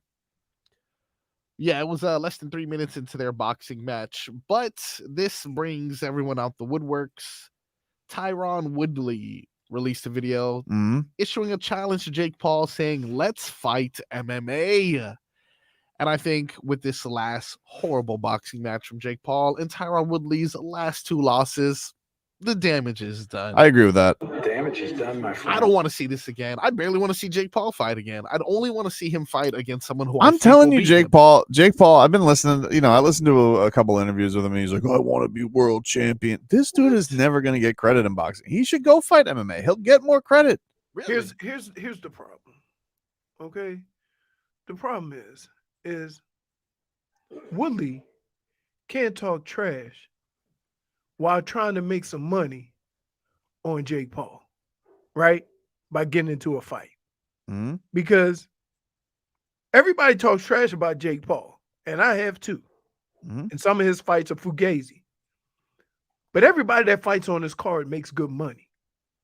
So when everybody go out talking trash about Jake Paul, Right. they trying to get some of that money. Sure. That's so a good you thing ain't about it. fooling nobody. But I don't understand what the whole point of it is. Like, it's just like, I think he's kind of run out of interesting stuff to do with this. And, like, he's really going to go just fight a bunch of no names and think he's going to pad his record to get to a championship. You lost to Tommy Fury. So why don't he refight Tommy Fury? 'Cause he knows he'd lose. Him or Tommy? Jake Paul. Oh, okay.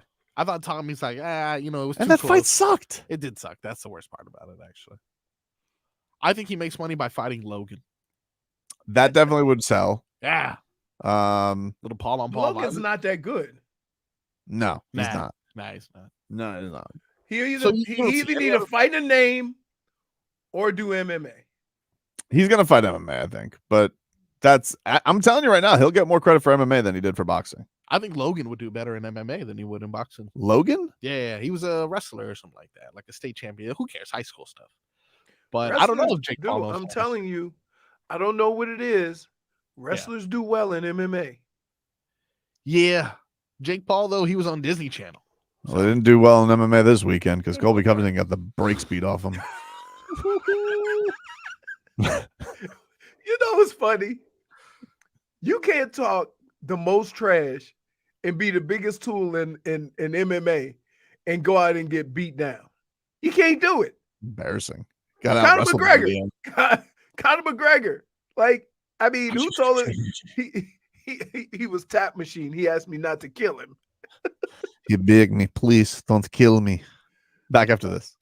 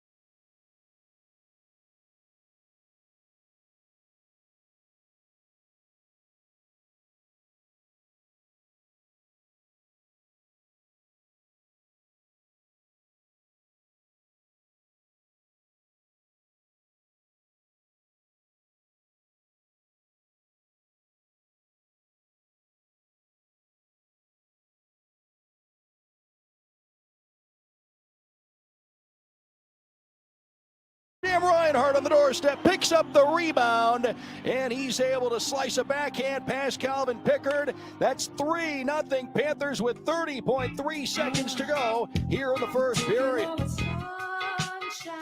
Welcome back, everybody. Welcome back. Hey, early release. Oh. Hello, Snitchy Mouse. Hello. Yes. Listen, you ratted me out. That's why. Your father didn't pull a fast one on me. Beer drinking in a beer chugging contest. Which, by the way, I honestly, when I first thought, like, Leroy actually chugged that beer that fast, like, because he doesn't like beer. Like, no. What washed over me was just disbelief, and I was disheartened because I really went after that beer. And you guys saw it. We did it on Instagram Live. Very bored during the pandemic. Yeah. Oh my goodness. What are you talking? To see that I really appreciate Rebecca for ratting her father out for not being a beer drinker. mean, it wasn't even. I was shocked that she just ratted me out. Hey, Dad, you only drink half of that. Yeah. She's cracking up next to you. Are you really that surprised? Man. Let's get to some cat talk here. Brought to us by our friends over at Celsius. Hockey fans, don't sit this one out when it's game time. Make Celsius party play and get that energy up. Game day is fueled by Celsius Essential Energy Drinks, the official energy drink of your Florida Panthers. I am not allowed to drink any caffeine. Yep. Oh, that was a fizzy one, Marcos. Fizzy one. Would you shake the can first? Panthers lose last night in the Saddle Dome to the Calgary Flames 3-1. Let me were tell you. very frustrated by it. Listen, I like watching hockey. I've never been more frustrated. You get all those power plays, and that's when you decide to suck at defense. Yeah, very bad. Here's On Paul a power Maurice. play? Here's Paul Maurice after the game, and what went wrong? For the fifth game of a trip, the first 40 minutes we're real happy with. Shorthanded goal sets you back. It just does. And then we're chasing it after that. Yeah, what made that shorthanded goal? Little momentum shifter. Well, it always is, right? You're excited about the opportunity, right? You've scored one in the game, and we haven't scored a lot this year, so we're pretty fired up with it. And we didn't, we generated maybe one before they scored. It's just it's your opportunities. Tight games on the road. You're looking for your power play to be the difference. Tonight has struggled a little bit. You notice any common trends in those games where you guys do have a lot of zone time, but maybe don't get the results? Shot blocks by our back end, right? We've got, and not just our back end, we've got probably 16 through 3 players.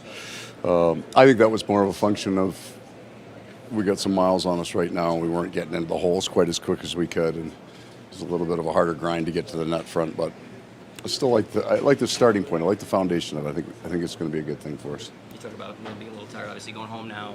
I don't know we're necessarily more tired. It's just the sharpness leaves your game because through 2 periods our positioning was good. Like our brains were pretty good. The hands were a little bit off. Sorry, what was the second half of that? Going home now, getting to refresh a little bit.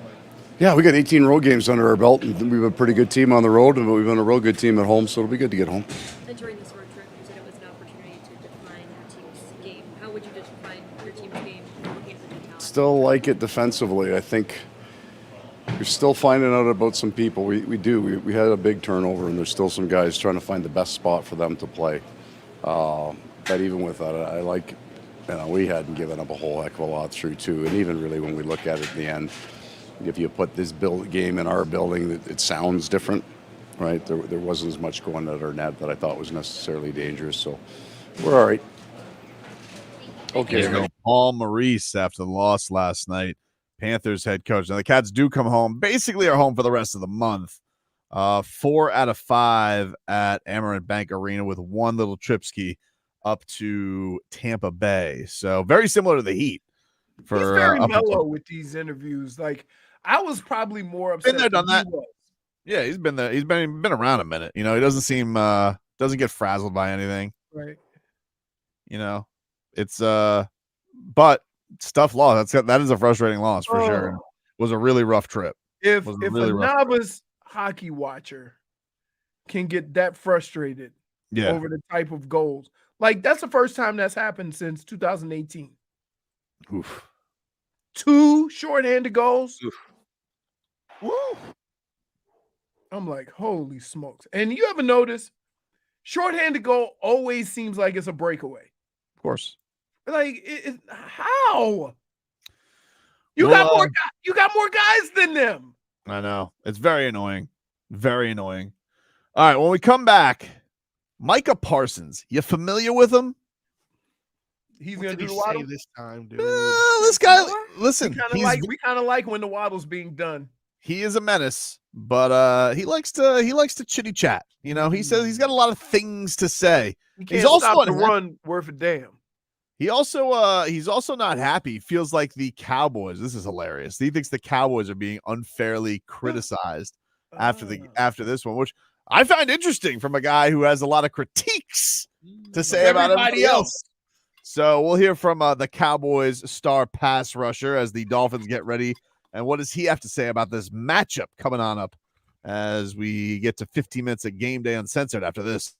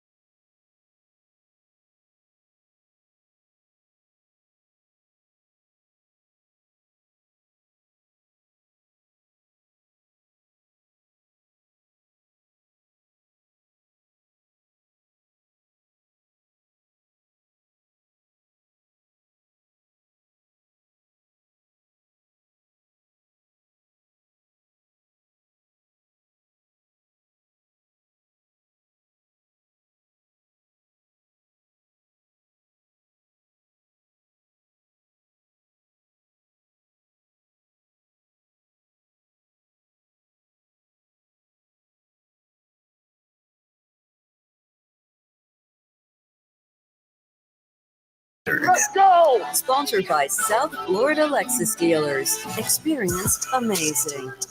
Welcome back, everybody. Welcome back. Tobin and Leroy here with you. Would love to watch a little action with you this weekend on Friday. Coming on up as there's going to be a GW Sharkies coming up in Coral Springs to watch some football, some Miami hoops. So coming out and see your boy Tobes this Friday. Enjoy some ice cold beers, some great food specials, and to win a golf foursome and lunch for 4 at Coral Springs Country Club. And then on Saturday, join Zach Krantz from 5 p.m. to 8 p.m. at the Irishman in Boca. When Florida plays Vegas in a cup final rematch. Plus, you guys can enter to win a golf foursome and lunch for 4 at the Woodmont Country Club in Tamarack. So check that on out. Miami Dolphins getting ready for what we like to call a biggin. Dolphins, Cowboys, Hard Rock Stadium on Christmas Eve, Leroy. The Cowboys, of course, coming off a straight ass kicking from the Buffalo Bills. Could not stop. They're a bad road team. Could not stop the run to save their life, Leroy. They are a bad road team. They can't stop anything. They went out there, and yes, that does have them at 3-4 on the year away. Huh. And they're undefeated at home. Undefeated at home. That's They're a bad road. Well, here's the deal. Before every season, we would say if you finish 500 on the road and 75% at home, you're a playoff team. That's just, reality. These teams parallel themselves a lot. Like, I think that, there's a lot of things that people question with the Cowboys. I think a lot of that stuff seemed to be erased by the Eagles, but now I don't know what to make of the Eagles because the Eagles stink. All of a sudden. That's why you don't play the stupid game, right? Because every week is different. Yeah, your every mood team changes. is different. Like Philly's banged up right now. They're in a bit of a funk. Right. And although you do get credit for beating a good team, how much credit do you really get when you see how they're struggling and they just lost to Seattle? Right.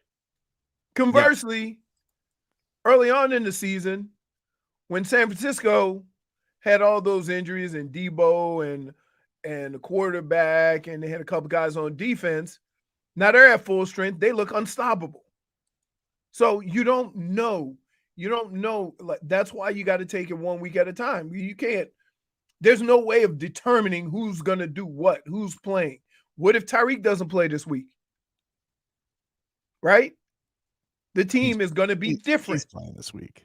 He's playing this week. Don't wish that, Bobby. I know what you're saying, but he's playing this week. I can't wait to see him back out there. Saw him look like a coach last week. Oh, he was into it. Oh. He was like pacing on the sidelines. He was like. I mean, I saw him and I'm like, you couldn't give us a couple of go routes, dude? He was out there on the field warming up. I was like, come on, baby. You could tell he was laboring though, warming up. There's a lot of guys like I would do this too. I would go out of my way, no matter how hurt I was, to not limp. So people thought I was okay, but I really wasn't. I just wasn't going to be out there looking foolish, hobbling around. Well, one guy who looks foolish to me is Micah Parsons. Okay. Yeah. Micah Parsons is got a lot of things to say. Okay. He's got some things to say. And now him and Tyreek have been going back in the media for a while now. Now, I don't know if you remember this, but even in the off season, Tyreek Hill was making fun of him. I think he was getting some award or something like that. And then Tyreek said something snarky like, look at Mr. Motivational Speaker over here. And Micah Parsons like yucked it. He's like, oh, keep laughing, Tyreek. The only one who's going to pay is Tua on Christmas. And I'm going to be the I was like, whoa. I was like, whoa. All right. No, somebody's a little sensitive. All right. Micah Parsons. And then today or yesterday, he was doing his podcast The Edge on Bleacher Report. And let's hear a little bit of what he had to say about this Dolphins-Cowboys matchup coming on up. Here is Micah Parsons. You know, that's it for the questions. Obviously, we got a hell of a matchup. Me and Tyreek been talking all year, all along. It's going to be great to see, in a great matchup. Obviously, Tyreek, I know he's been waiting for this. That's probably why I said out last week. I doubt he misses this game, even though he's dealing with that ankle injury. But he's a hell of a player. This matchup is both two playoff teams that could possibly see each other in the final. Obviously, so it's going to be a great matchup. Great to get. Great game. Super excited. It's going to be a battle. Obviously, the Dolphins have one of the best receiving corps, if not the best receiving corps, with Waddle and Tyreek in the league, and a great running back duo. Mostert has the most RB TDs. He had, acne. He was hooping before his knee injury, and what? Hold on. It's going to be a great game. Hold on. And it's going to be like that. And for the humidity in Miami, let y'all know we in Texas, baby. Don't get hotter than Texas. It don't get hotter than Texas. No. Hmm? Did he just call A-Chan acne? I think he did. Wow. And y'all just let that go by? I didn't let it. Acne. And by the way, once again, this guy didn't mention Tua. Didn't even mention him. Ignored him. I don't like this. Well, that's because he's been talking trash to Tyreek. Well, I don't care. No, he's saying, Mostert and acne and Waddle and Tyreek. Wait a minute. Where does acne come in? I don't know. Because y'all didn't catch this before just now? I didn't understand what he was talking about. Who the hell's acne? Look, it's a silent H.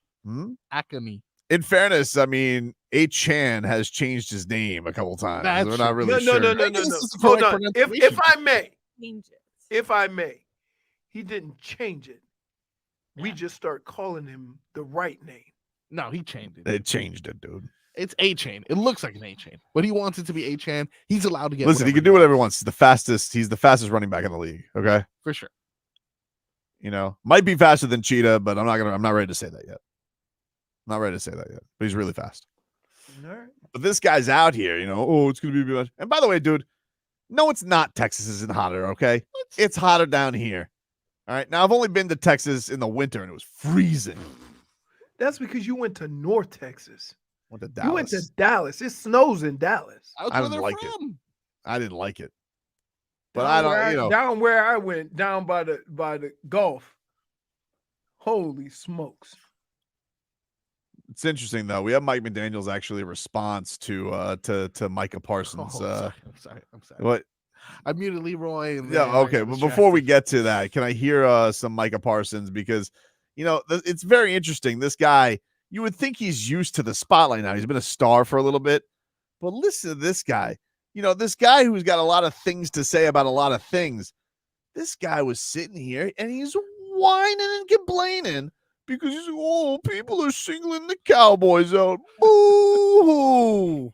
Everyone just waits for the Cowboys to lose. I saw multiple analysts, people who are fake analysts who somehow got jobs on TV saying, there goes your boy. Like, oh, there he is. That's the person we've been waiting for. It's almost to the point where it's like almost sick. Former players are waiting for other current players to fail so that way they have something to talk about. It's not even to just get into names. I feel like at this point you kind of know who you are. And it's like, why do you want a person to lose so bad? It seems that a lot of people are just waiting for people to fail.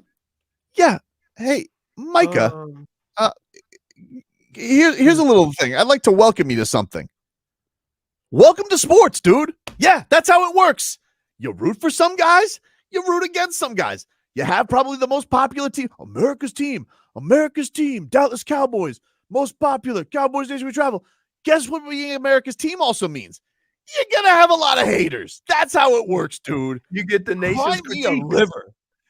The nation's critiques. There's people commenting on the Cowboys that wouldn't normally comment on the Cowboys because you're so-called America's team. People are waiting for us to fail. Yeah, it's obnoxious. We treat this team like they're some God's gift of football. Haven't won a damn championship since the internet was invented. Can I? What?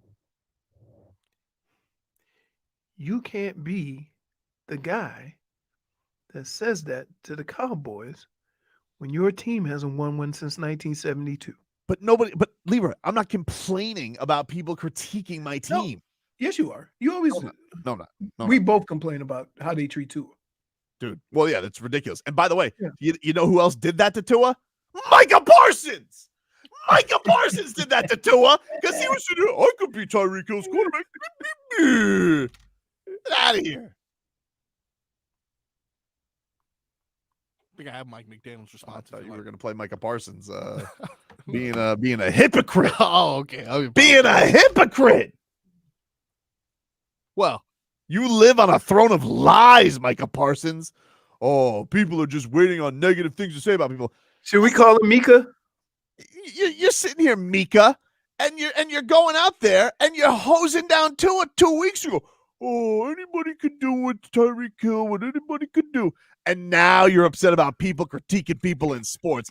Talk about a phony. That's what that is. I am talking crazy right now. And I'm talking very crazy. I truly believe I could be Tyreek Hill's quarterback. Okay. Yeah. Yeah. I could throw it up to Tyreek Hill. Okay. I could throw a screen pass to Debo. Okay. Sure you can. And this might be the crazy Madden side of me, but these players are just that good. Yeah. Christian McCaffrey's just that good. Yeah. If I get the ball quarterbacks out to are Christian bums. They're McCaffrey that in good. space, he's going to make someone miss. He's going to make a play happen for me. Same thing with Debo. Can I just say enough of him? Kittle, Let me just say, you want to know what I call this from Micah Parsons? Pat Riley once said this, okay? Smiling faces with hidden agendas. You think you're praising Tyreek Hill and Christian McCaffrey and Debo Samuel, but what you're really doing is you're talking bad about Tua. That's what you're doing. And that's what I call being a wolf in sheep's clothing, Micah, okay? You're a phony. You go out here and you talk about, oh, people can't wait to pounce on the Cowboys. Your ass couldn't wait to get behind that microphone and take a pot shot at Tua.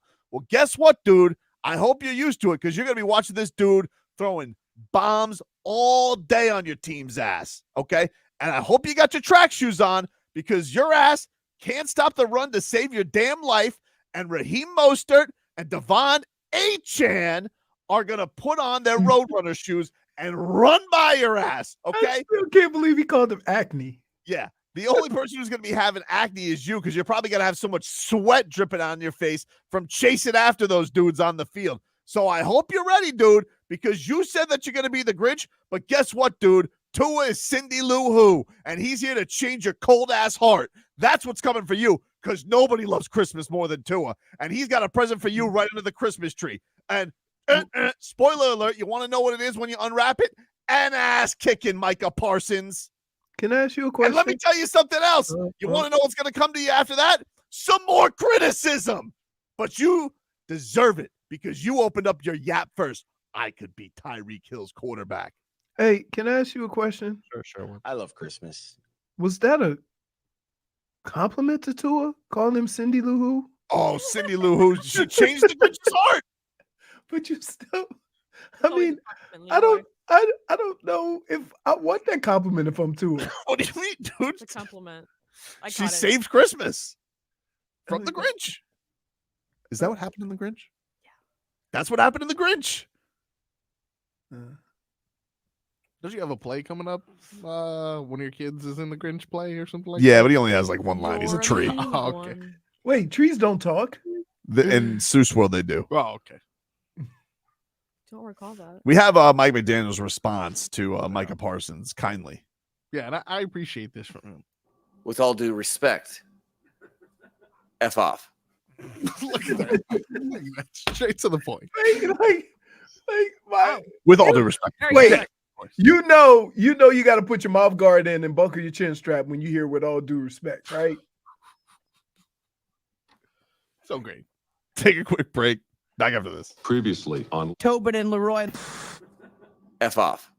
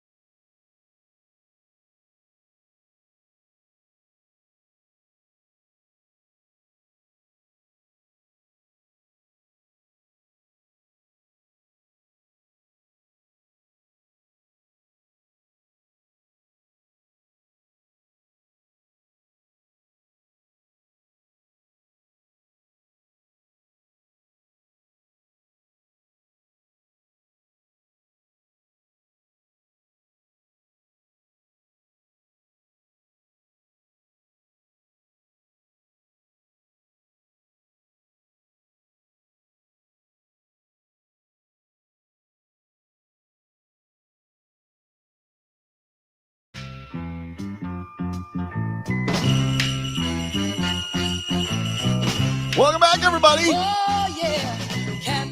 Tobin and Leroy here with you. Streaming live on YouTube and Twitch, Miami 560 WQAM. Shout out to our chat. Smythe and Schmolnick. He says, Tobin, who's this? This is Stevie Wonder. Okay. Yeah. Smythe and Schmolnick says, watched The Grinch for the first time recently. That movie stinks. Says the Grinch. Hey, says the Grinch.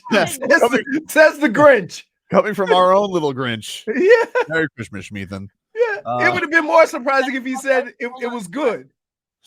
Marcos? Yes, indeed, sir. What are you doing? Oh, just mixing it Oh! Gentlemen and murderer. Figgy. Rockville. Did you guys watch? I don't know if you know this. The Dolphins played this past Sunday against the Jets. Did you have a chance Perhaps. to? Ooh, yeah. I indulged. Perused indeed. Did you see that amazing, miraculous play by the Dolphins defensive line to stifle Zach Wilson, force him to fumble, and Zach Sieler recover at the 1 yard line? Sure did. Well, there's two people that would have a problem with this. One of them being Ron Pitts. He probably would have said if it was Robert Smith, he would have scored. The second person being Christian Wilkins, who says Zach Sieler messed up the perfect play by not scoring. You and Bradley combined on that one sack early, and then he forced a fumble. Was that like a Steph Curry no look? You were looking away as. Oh yeah, that was style points right there. I already knew what was going on. That was just like we drew it up. Everything to a T. We knew Zach was going to pick it up and all that. So it was just style points right there. Just knowing how it was going to play out. You think Zach could score? He's kind of on a roll. That's the part he messed up. He was supposed to score on that. He got a little off script, went a little rogue there, but yeah, we were expecting him to score. That would have been cool. It's always tough when you're the intangibles guy messing up the swag. He was late for the swag meeting. But wait, I'm going to tell you this. People don't realize how hard it is to pick up a football and run. It is not that easy. Yeah, it is difficult. No, it is hard. It is. So you got to run, pick up the ball, and keep running without falling flat on your face. He started to pick it up, and he already starts stumbling. We've established this with Zach Sieler. He's got about 4 steps of the most incredible athleticism you've ever seen, and then the battery runs out real quick, and he needs another play to reset. We love him. That's my favorite. I love Zach Sieler. Sieler it on up. But he doesn't have the motor of Christian Wilkins. Nobody does. No, you're right. You're right. Like I've been saying this since the day he got to the Dolphins. People take that for granted. That dude is all over the football field. At that position is unheard of. It's crazy. Just chasing people down. And then he gets out there so fast for the celebrations. He doesn't need to be out there that fast. Dude, like the defense just got off the field. The offense will score, and he's in the end zone waddling. I'm like, yo, take a break. Yeah, like I love the fact that we go to Stephen Ross. It's fun that it's become the new thing, but I do miss just seeing Jalen waddle with Christian Wilkins. Like, right. You know, like, and they're not even doing the waddle. That hip thrust thing they're doing, and instead of everybody in the suite doing the actual waddle, they're all doing it like Stephen Ross. Which how do you like this? I'm pretty sure I would too. How do you like this, Mr. Ross? How do you like it? Don't forget the hips. Don't forget the hips. Did I nail it, Mr. Ross? Did I get it? Very good, Todd. Wait, can I ask you a question? For 8 years, Todd has been the intern in 17 sports. Got a hell of a resume. Wait, no. Remember this? Mr. Jeter. Bro, can I just say that Derek Jeter commercial, is it for Jeep? It is Jeep. Yeah, it's the most ridiculous commercial I've ever seen in my life. No, so he couldn't catch a plane. His car is just parked in the parking lot that he was going to catch the plane. Okay, but you also see that it's basically him driving like past Miami or whatever, and then ends up in the woods somewhere. Yeah, why is there a wolf? Very unreal. Right. Oh, so they went to show the backup camera in the dark. All right. It made no sense. I'm pretty sure a wolf's not going to attack any car. Wolf's probably, I'm out of here. I mean, Mr. Jeter, I got an idea for you. On the intern. Todd the intern is worth about $700 million because he has been an intern for every sport and on every team there is available. He's so good. Todd the intern. What else? It's about time for you to get a job, right? You've been an intern for like the last 8 years since I've known you. I don't think I found my footing yet. Mr. Jeter. What do you got? By the way, speaking of Mr. Jeter, did you see A-Rod yesterday? I forgot A-Rod owns the Timberwolves. He's there courtside, rooting against the Heat. Kind of weird. Yeah, that is true. Kind of weird. Yeah. I guess that's what happens when you. I gotta tell you. This might be the greatest comeback in sports history. Right? He was hated. Yep. A fraud. Mm-hmm. Everybody was like, New Yorkers already hated him. Right. Right? To where he is now? Who else has that happened to? Karen says there are wolves in Florida. They beat the Heat last night. I know. Very nice. Wow. I'm telling you what, I haven't called out South Beach flu in a while. That first half of the Wolves looked hung over. And based on what we've been seeing, And then they got some electrolytes at halftime. It looks like it. Old Chris Finch put him up to the IVs. I just like I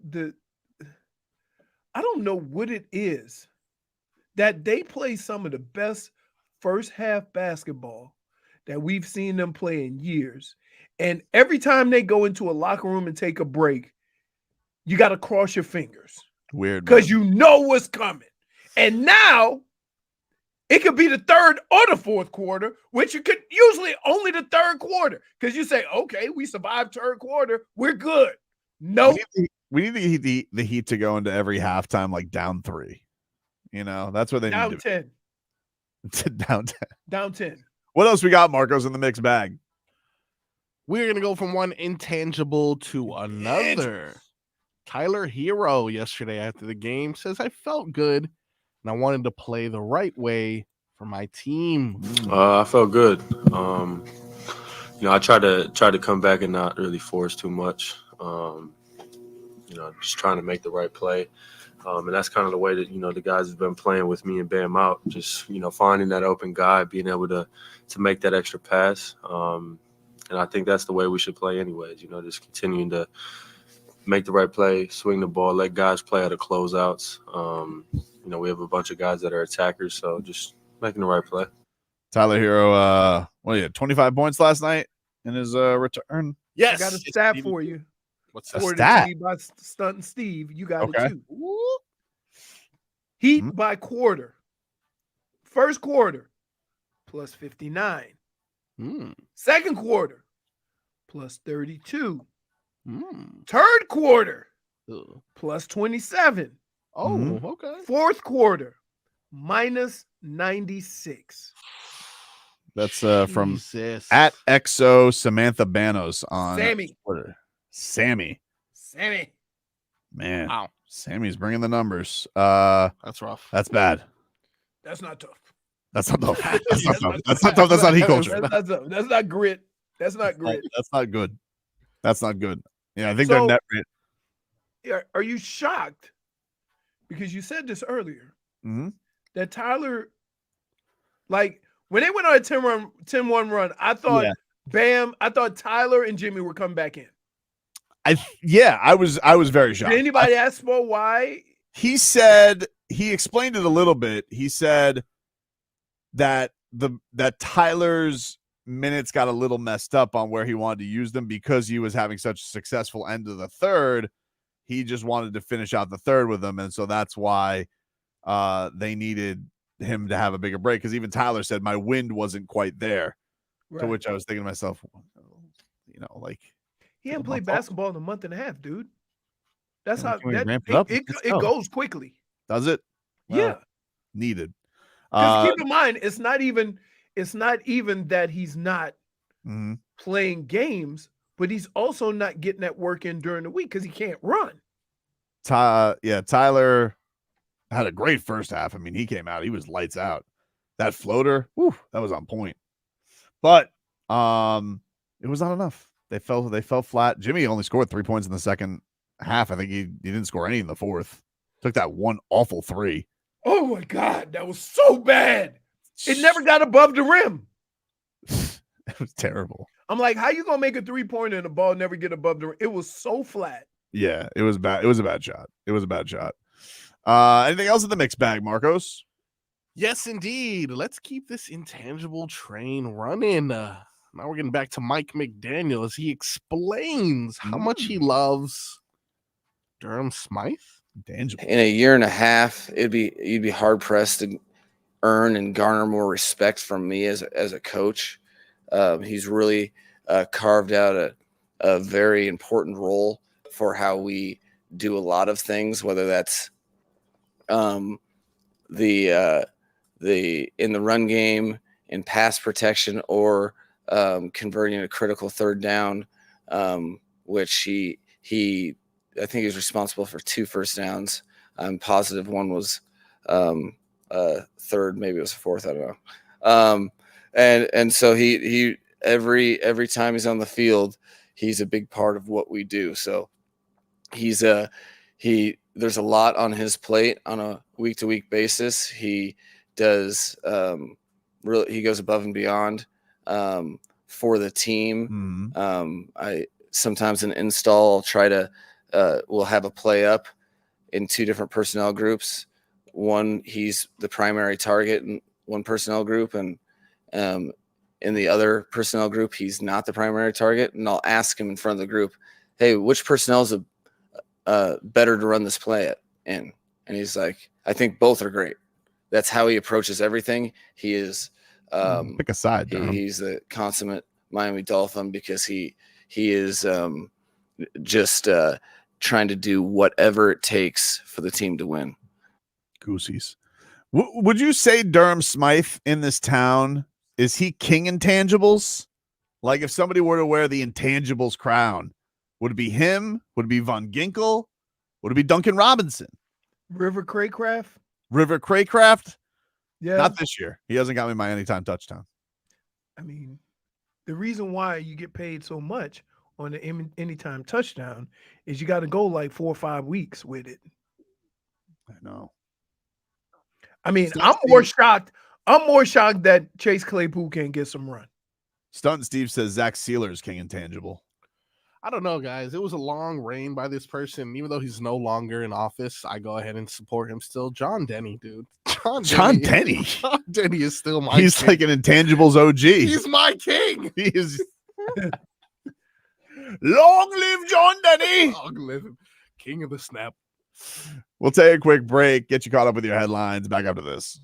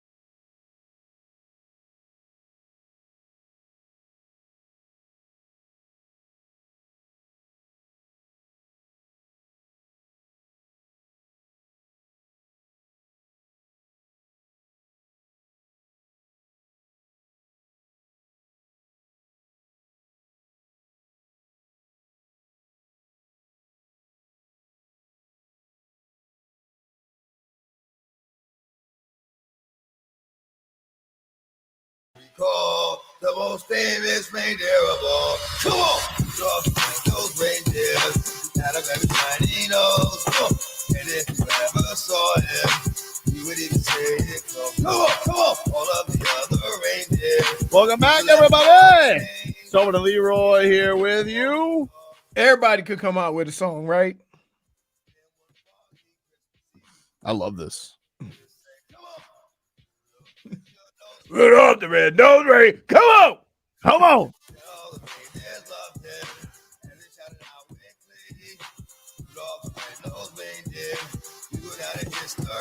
Forever. I didn't notice he did that. You didn't notice that he did forever. He did his own ad libs. DMX is going to do his own ad libs, of course. Is that on Spotify? Should be. If it's not, I think he like originally did that on a radio show. yeah, it was like an interview or something. Yeah, it was great. Good time. Man. Let's get into some headlines brought to you by the new Palmetto Ford Truck Super Center. Why buy your truck at a car store? Palmetto Ford. We know trucks. Shmee Schmolnick says that Tobin is DXL. Thank you.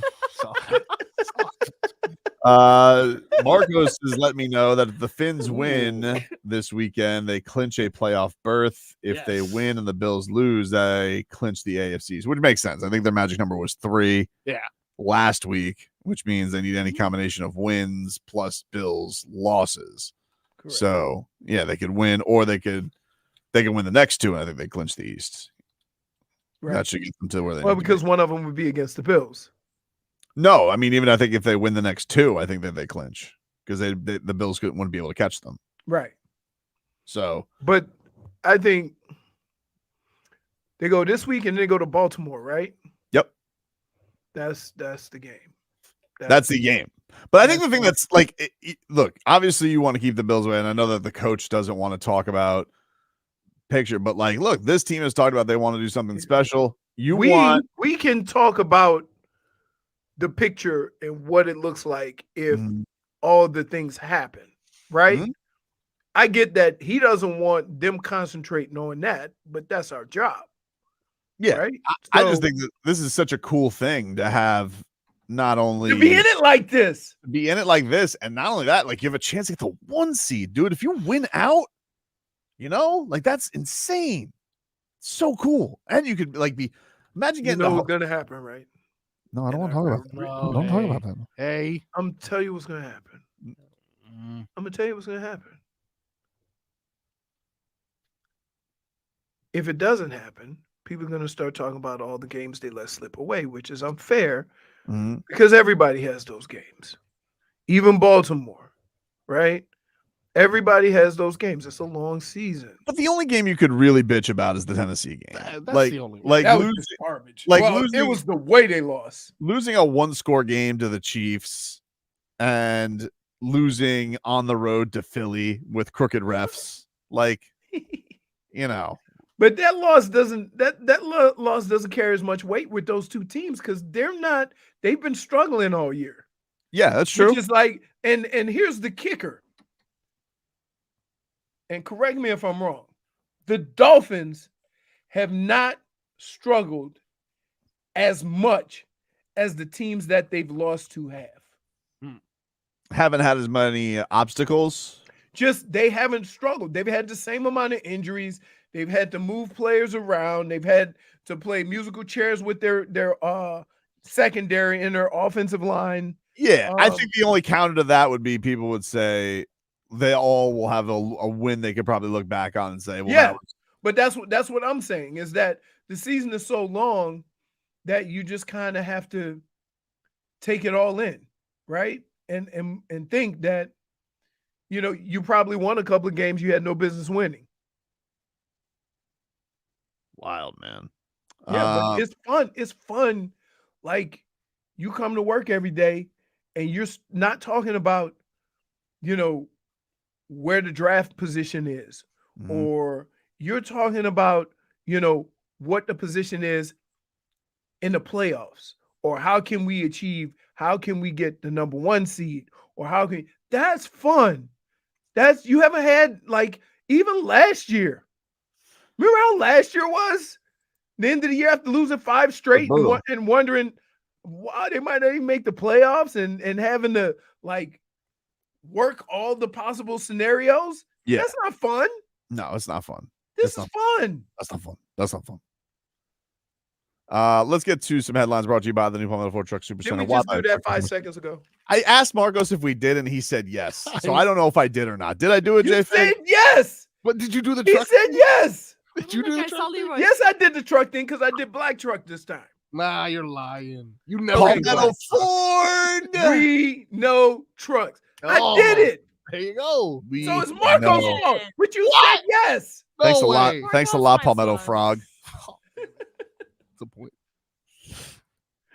Let's hear last Hey, night Miami Heat. Can you, JFig, can you do me one small favor? Can you just go stand by Tobin for a second?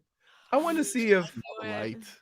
Yes, you like looks good. He looks good under those lights. Let's see if JFig does the same. no. Wow, it is the lights. Look, Wow. totally different. I mean, not that much different. Wow. Yeah, it is. She looks like a silhouette on the other side. Told you. But no one listens to me. No one cares how I look. She looks like Tobin's conscious. Yeah, just put your head on his shoulder and go, no, we said we weren't doing that anymore.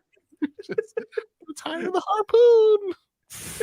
It's Tom the intern. He's awesome. That's the point. Heat lose last night to the Timberwolves. Duncan. We had an opposite of a 305 sweep. No, it was a bad night last night. Last night. Duncan Robinson, here's him in the locker room after the game on We the obviously Lawski. really wanted to get that one. Yeah, I mean, we obviously really wanted to get that one. We're disappointed that we weren't able to do it. Felt like we had a lot of opportunities to. They've had a really good year, and I thought we looked really good in stretches. So it's just about maximizing that, extending that for longer periods of time, and when we do have leads, extending those, and just learning how to have a little bit more of a killer instinct in that sense. He's got like a little tenacity to him, even when he does interviews now. Yeah, His lip raises up like. I was like, I was telling Don, I was like, hey, calm down. He's tough. Still waiting for the arm sleeve. Oh yeah, it's coming. I don't think he needs it anymore. Let me tell you something. You can always need it. Dunks ain't getting an arm sleeve. Tobin tried to talk him into it. Absolutely. But that was a point where I think Duncan Robinson thought he needed it because he was led by this Pied Piper, JJ Redick, who you're like, oh, and it's enough of JJ Redick, all right? So like you think, oh, I got to do whatever JJ Redick does. If JJ Redick gets a podcast, I got to get a podcast. If JJ Redick has an arm sleeve, I got to get an arm sleeve. Now Dunks has carved his own path as the Dunkyard Dog. He doesn't need JJ Redick, and none of us need JJ Redick because it's enough of JJ Redick already. So you do or you don't like JJ Redick? I like JJ Redick, but it's just enough of JJ Redick. Wait, it sounds like no disrespect right there. Oh, yeah. It's a little bit of no disrespect. Because you kind of say you like him while bludgeoning him over the head every second. It's just enough of JJ Redick. That's it. It's just I've had my fill of JJ Redick. That's it. That's all I'm saying. Nothing against him. Just enough. I wonder what JJ Redick's feelings are towards you. Hard to say. No, it's not. I could imagine. No, it's not that very hard. Take a quick break. Back after this.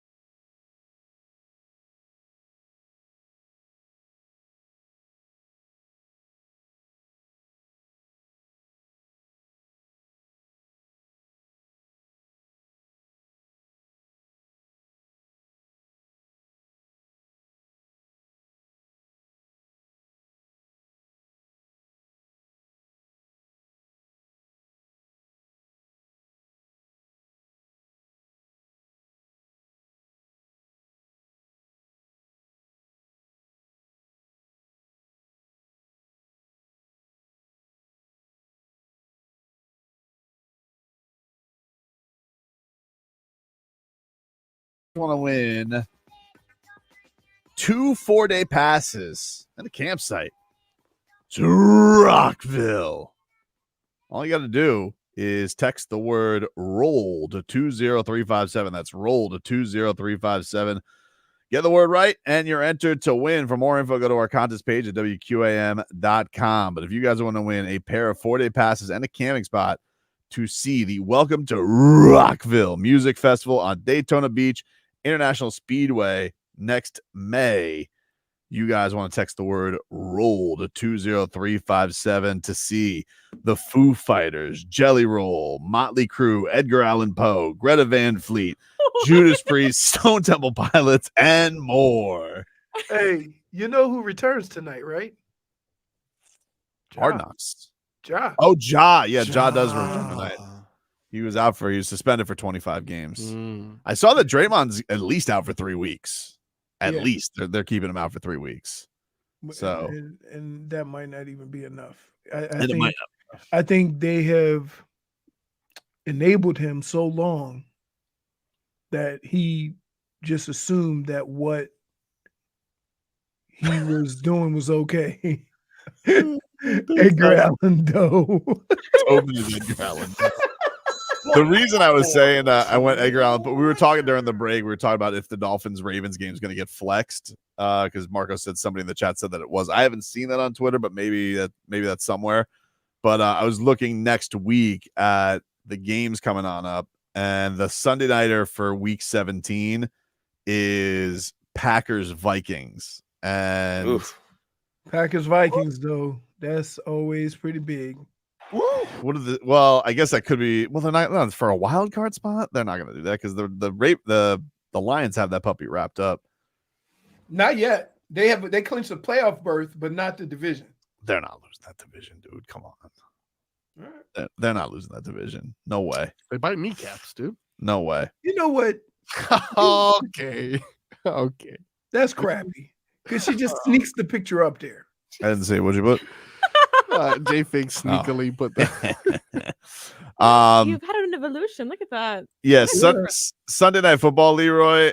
I'm looking at it right now. The Dolphins-Ravens is easily the best game that week. It's not even close. 1 o'clock CBS. Don't you have to flex it? When do you have to flex it by? Probably soon. I would imagine. I don't know. I don't know what the They probably wanted as soon as possible to start advertising that bad boy. I would think so. Get that money. I mean, if they have it there, the best way would be, you have the results of this week and then you can know but there's nothing else. Like all the other matchups that week, New England, Buffalo, not nothing, but it's not a great game. Nobody wants to see New England. Nothing. It is nothing. Yeah. Atlanta, Chicago. I don't want to tickle my fancy too early for skipping this week. Atlanta, Chicago, can't flex that. Las Vegas, Indy, no way. Wait, we got to make our picks tomorrow. Los Angeles, New York, Arizona, Philly, New Orleans, Tampa, San Fran, Washington. Yeah, that's the only game they would flex for that game. Maybe Los Angeles, Denver. No. Did you not hear me? And then, I heard you. Okay. At least acknowledge it. Damn. Well, no, I mean, sometimes I don't. Like, you're doing the thing where you like to produce the show while we're doing the show. Like, we'll talk about it tomorrow. Like, okay, we'll get to it. I need the game plan. I need to plot. No, you don't. You live like, what are you going to do? You're going to go 0-6 the next 2 weeks? Yes. Nobody cares more about these picks than you do. If you're in the first place. Because here's the deal. We have 2 more weeks. I don't like the trash talk that goes on with Frog Boy. Undefeated. I don't like it either. Right. And so I want to make sure that I separate myself from the amateurs. Yeah, like how I did the first 2 times. It's a very weird thing that you need pride in for that one. But anyway, speaking of wisdom, we had Bernie Kosar on the show yesterday. Very wise. Yes. John Moran could listen to Bernie Kosar. You can learn a thing or two. This is making national news now. It's making the rounds. This Bernie Kosar interview. If you guys missed it, the legend, he joins us next. F off. Spin your F.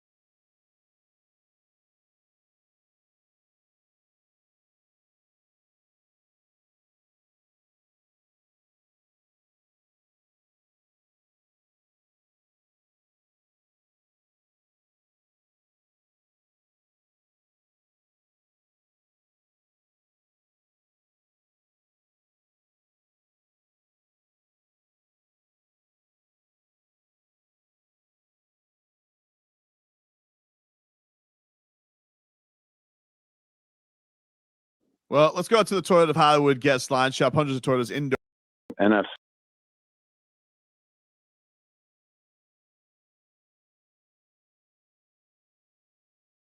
Well, let's go out to the Toyota of Hollywood guest line. Shop hundreds of Toyotas indoors in one of America's largest showrooms at Toyota of Hollywood on 441 between Hollywood and Sheridan. Leroy's favorite quarterback of all time, Bernie Kosar. He says it all the time. Bernie Kosar joining us here on the program. Bernie, good morning. Thanks for making time for us. We really appreciate it.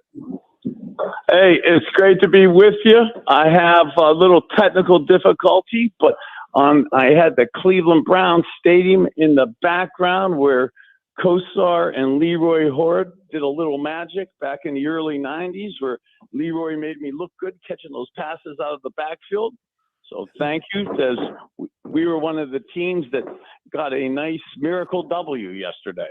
Hey, Bern, we were just talking about this because the Dolphins lost like just a terrible game on Monday night where they didn't play their best. And we were talking about how teams get old. And I was talking about the teams that you played with in the late 80s that went to 2 AFC championship games in like 3 years. And then my rookie year, half of those guys got old. And we look really bad because they got old really quick.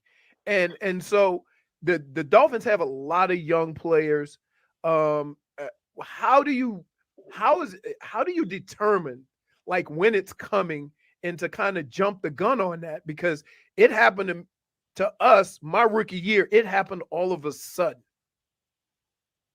Yeah, that's a really great point. And not to correct you on your facts, but 3 AFC championship games in 4 years from a similar core. Yeah, but a similar core of players, to your point.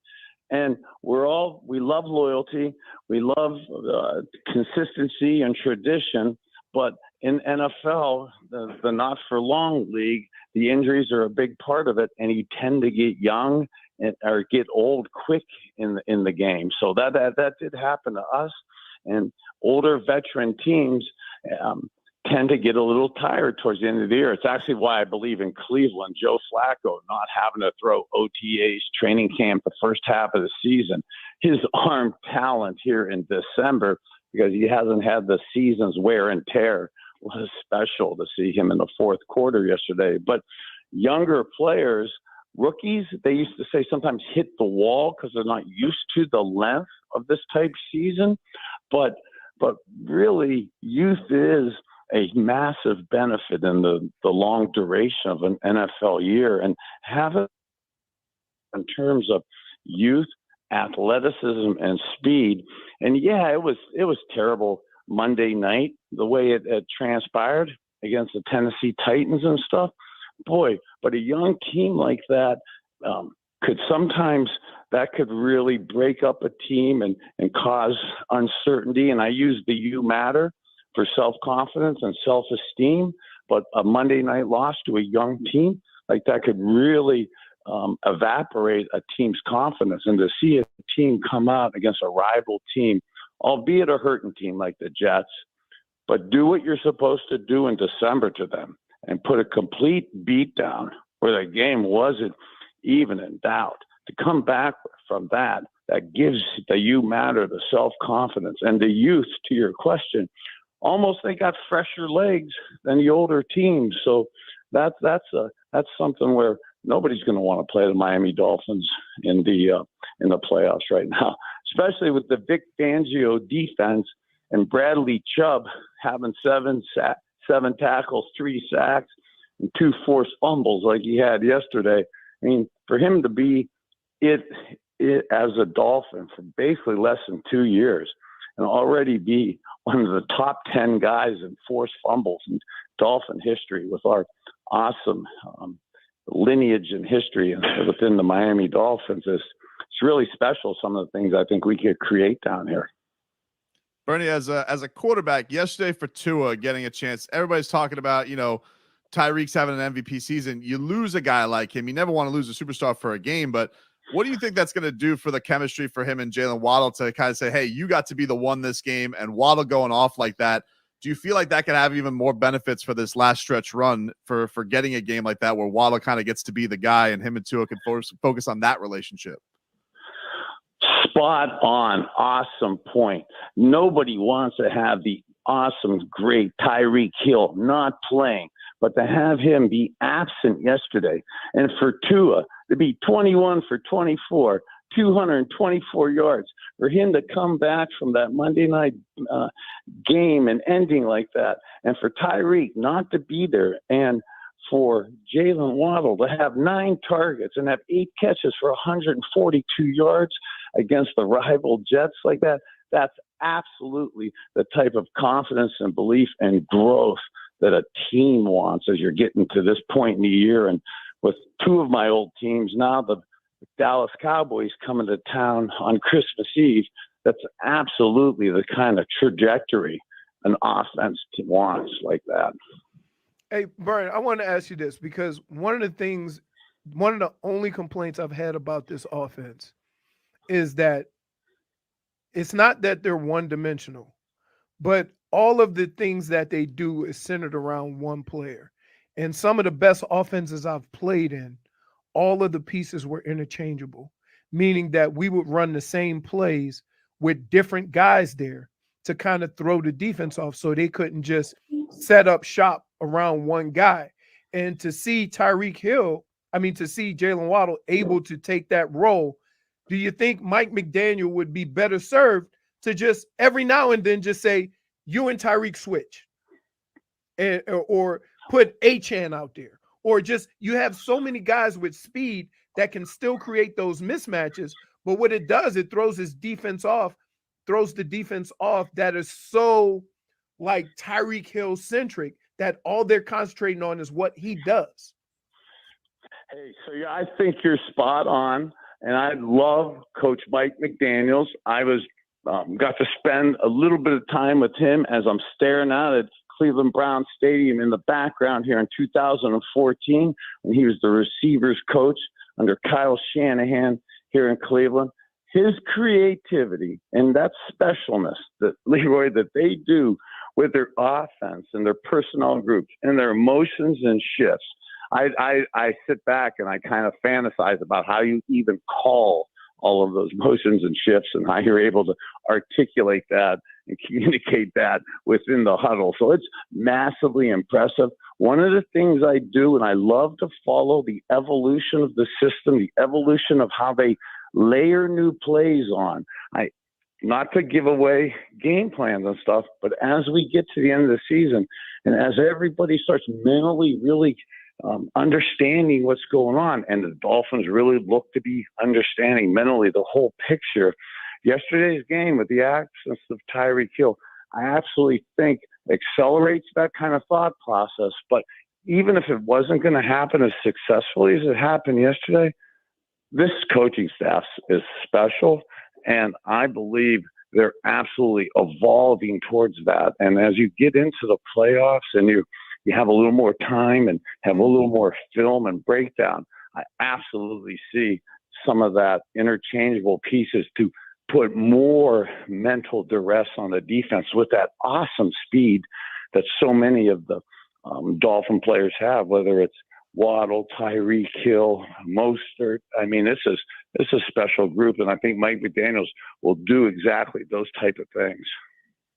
So, Bernie, what do you think it speaks to some of these teams? Because we've seen a lot of quarterbacks go down so far this year, a lot of backups playing. But, like, when you see a Cincinnati or a Cleveland still being able to shine with success when they have backups come in there and their talent kind of rallies around it, like, what is, like, I guess, the difficulty of that as a team, and how does it speak to, I guess, the talent of that team that they're still able to have success even though you lose a Burrow or a Deshaun Watson? Yeah, the overall next man up mentality that you have within football absolutely is the coach speak and the rhetoric and the stuff that even us players will say within the locker room. But in reality, sometimes you overly really believe it. Is another thing, easier said than done. So to really have other guys step up, to have your teammates, and sometimes when that happens, the teammates know. You got to rally together and everybody has to do more. You're really kind of seeing that when in the Cincinnati with the Bengals, and you're seeing that here with the Browns. To see us down by double digits in the fourth quarter yesterday, to have Joe Flacco not really have a good game and have him basically 3 picks in the first 3 quarters, and then to come back like he did, or whether how Browning came back in Cincinnati after a bad first 3 quarters. That's to see backup quarterbacks coming back with their teams not quitting either. That's kind of special to see. And when you have success with that type of stuff, I really think that manifests itself within the locker room of kind of us against the world during this kind of playoff push. And those are the type of teams that are dangerous to play in the playoffs. Switching it back to the Canes here for a second, Bernie. You know, I think the last time we talked to you, TVD was going through a little bit of adversity. The Canes were going through a little bit of adversity. He ends up going to Wisconsin. Transfer portal is what it is right now. What do you think you would like to see for them, Bernie, for Mario Cristobal? Do you think like going into the transfer portal and getting one of these, you know, credentialed quarterbacks with the experience is the way to go for Mario? Or do you think it's better to maybe go with a young guy, maybe Emery coming back from the injury? Like, what do you think is the best path for the Canes to go? Well, as you mentioned, University of Miami, and I'm looking at the Browns Stadium in the background for the Dolphins fans who saw the end of the Browns game yesterday. And if you're a Canes fan, the Browns almost lost on a Hail Mary / Hail Flutie pass that I still am scarred with psychologically from my past 1984. So, you know, I'm cognitively impaired, but I still know about 39 years ago on Black Friday, the day after Thanksgiving. So that almost transpired again yesterday as I had a flashback to the end of the Browns-Bears game that made me think of the Boston College game and the Hail Mary of University of Miami in 1984 from that. And that wasn't a attempt to avoid the question, but it was really disappointing to see what happened with Tyler this year. I'm a fan of his, and there's an inordinate amount of pressure on kids anyways, whether you're a player or not. And I could go on my soapbox about the pressures and that are anxieties and depression that are going on within a lot of us within society and stuff, but high school and college kids in particular, and football players, it's ratcheted up a level more, and the quarterbacks at the University of Miami, it's ratcheted up even that much more. But that being said, you know, with the NILs and the finances of it is really tough for which way do you go now. I love how Emery stepped in and played. God, it was tough to see that type of injury, and partly with a guy like myself who's had all these injuries, I'm really fixated on Emery and trying to, one, as a person, help him just get healthy so that he doesn't have to do all the pain medications and anti-inflammations and some of the tragic things that kind of sent me down a physical, challenging perspective from the physical therapy side of it that he's going to have to do to get back. And those type injuries, who knows how quick you can come back. So do you go with the younger guy or do you go in the transfer portal? You know, that's up to the coaches and stuff. But I know a lot of people don't like the NILs and they don't like the transfer portal, but it really is an opportunity to get a veteran, experienced quarterback who's playing. And whether we like the finances of it or not, you really are capable to find a veteran, cool quarterback who is successful right now. So I think you absolutely have to explore both possibilities of that. But to compete on a next year basis, look at last year, if we'd have been having this conversation, it was everybody wanted Archie Manning. But if we could have got Archie Manning, I think he's going to be a great quarterback. But he didn't start at Texas this year. And even when the backup, he didn't necessarily come in. So from our U perspective, with Emery possibly being hurt, it's probably more advantageous to have a NIL transfer portal quarterback right now that could supplement that could be ready to play in late August, August 31st, against the Florida Gators. Hey, Burn. So now I'm showing everybody. I'm showing everybody the coffee, right? Uh-oh. So I got my bag, and here's what sucks. I got to have surgery on Thursday, so I can't drink it yet. But I'm showing everybody. So why don't you tell us about this coffee? Well, what kind of surgery you having on Thursday? I just can't drink black coffee. No, I got it. They told me stay off caffeine for 2 days beforehand. So I have to have just a meniscus. I got a flapping meniscus. Got to get it fixed. Okay.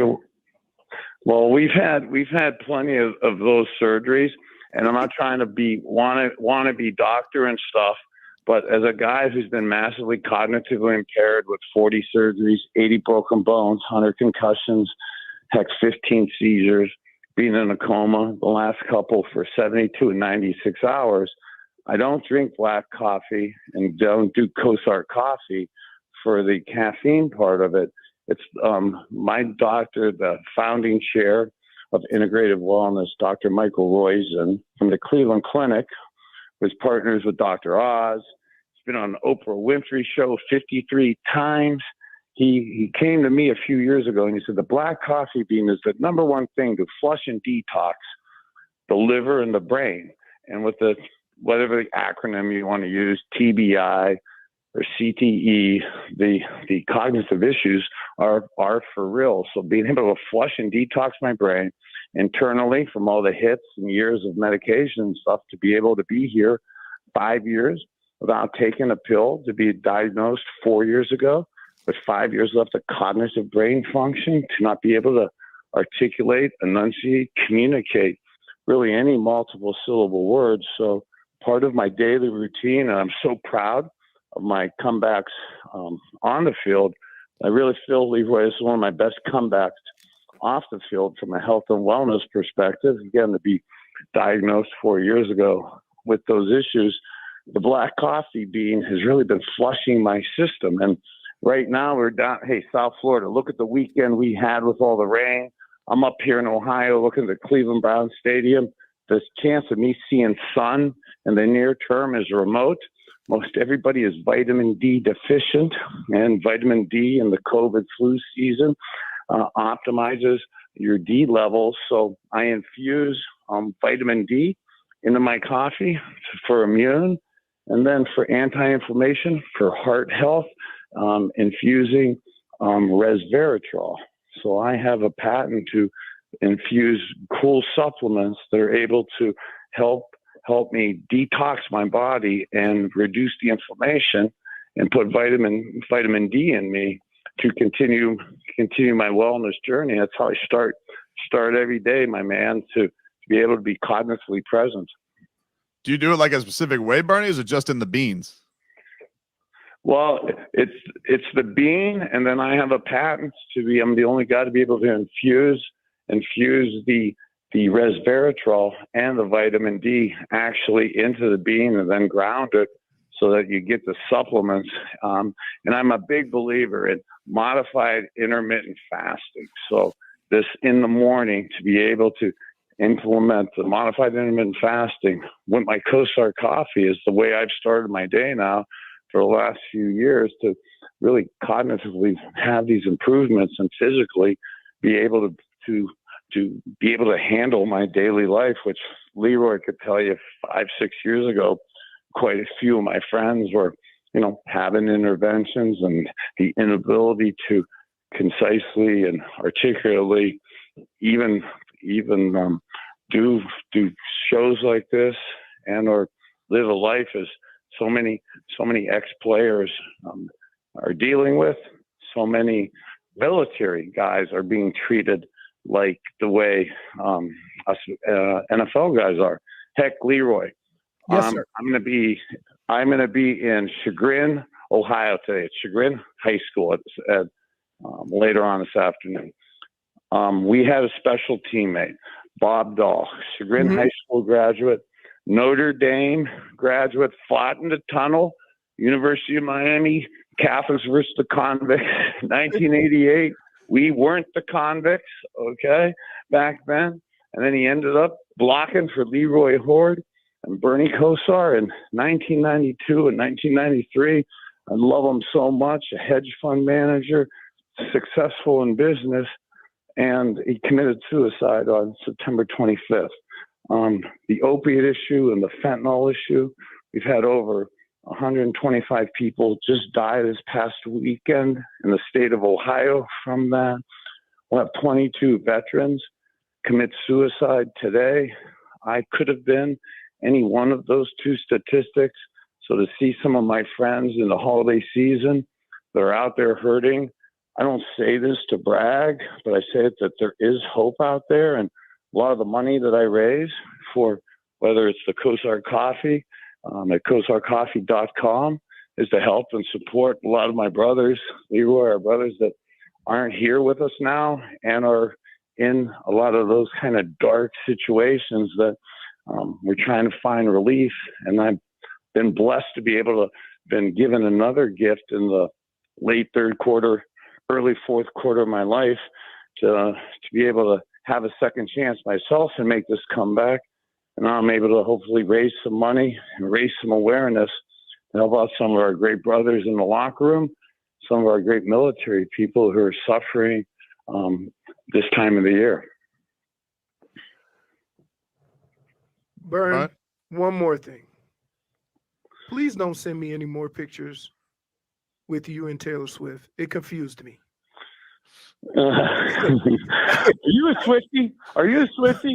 No, but we have somebody on the show that is, and if we say anything negative about Taylor Swift, she has a fit. Our producer Jen loves Taylor Swift, Bernie. Oh, and when you were in the box with Taylor Swift, I mean, you want to talk about living vicariously. She just wanted to know what was going on with the Kelsey and Taylor Swift celebration going on over there. It looked like a hell of an experience.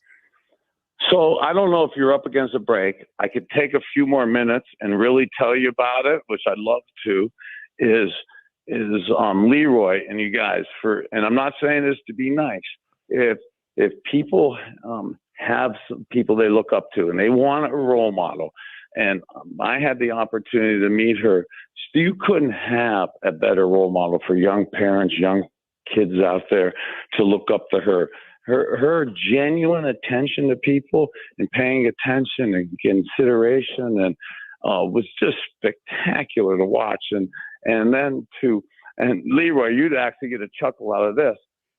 Those pictures were in pregame meal. Like typically an NFL team, you go to the hotel the night before the game, you wake up the next morning, you have pregame meal, then you go to the stadium with the team. Travis and Andy Reid, those guys are so cool. Travis likes to go to the hotel. He comes home. So I was at his house like 3 hours before the game. We're having pregame meal.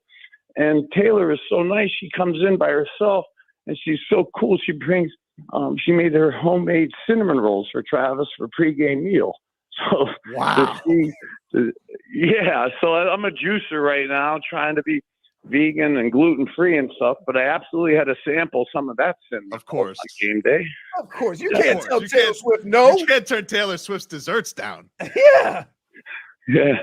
So I was telling guys that you've known, Bern, I was telling these guys, you've known the Kelseys for most of their life. Yeah, I'd love to be. I'm literally from Cleveland Heights. We're only 15 minutes away. I was talking already to Ed Kelsey, Mr. Kelsey, the father, this morning on some podcast stuff we're going to do together.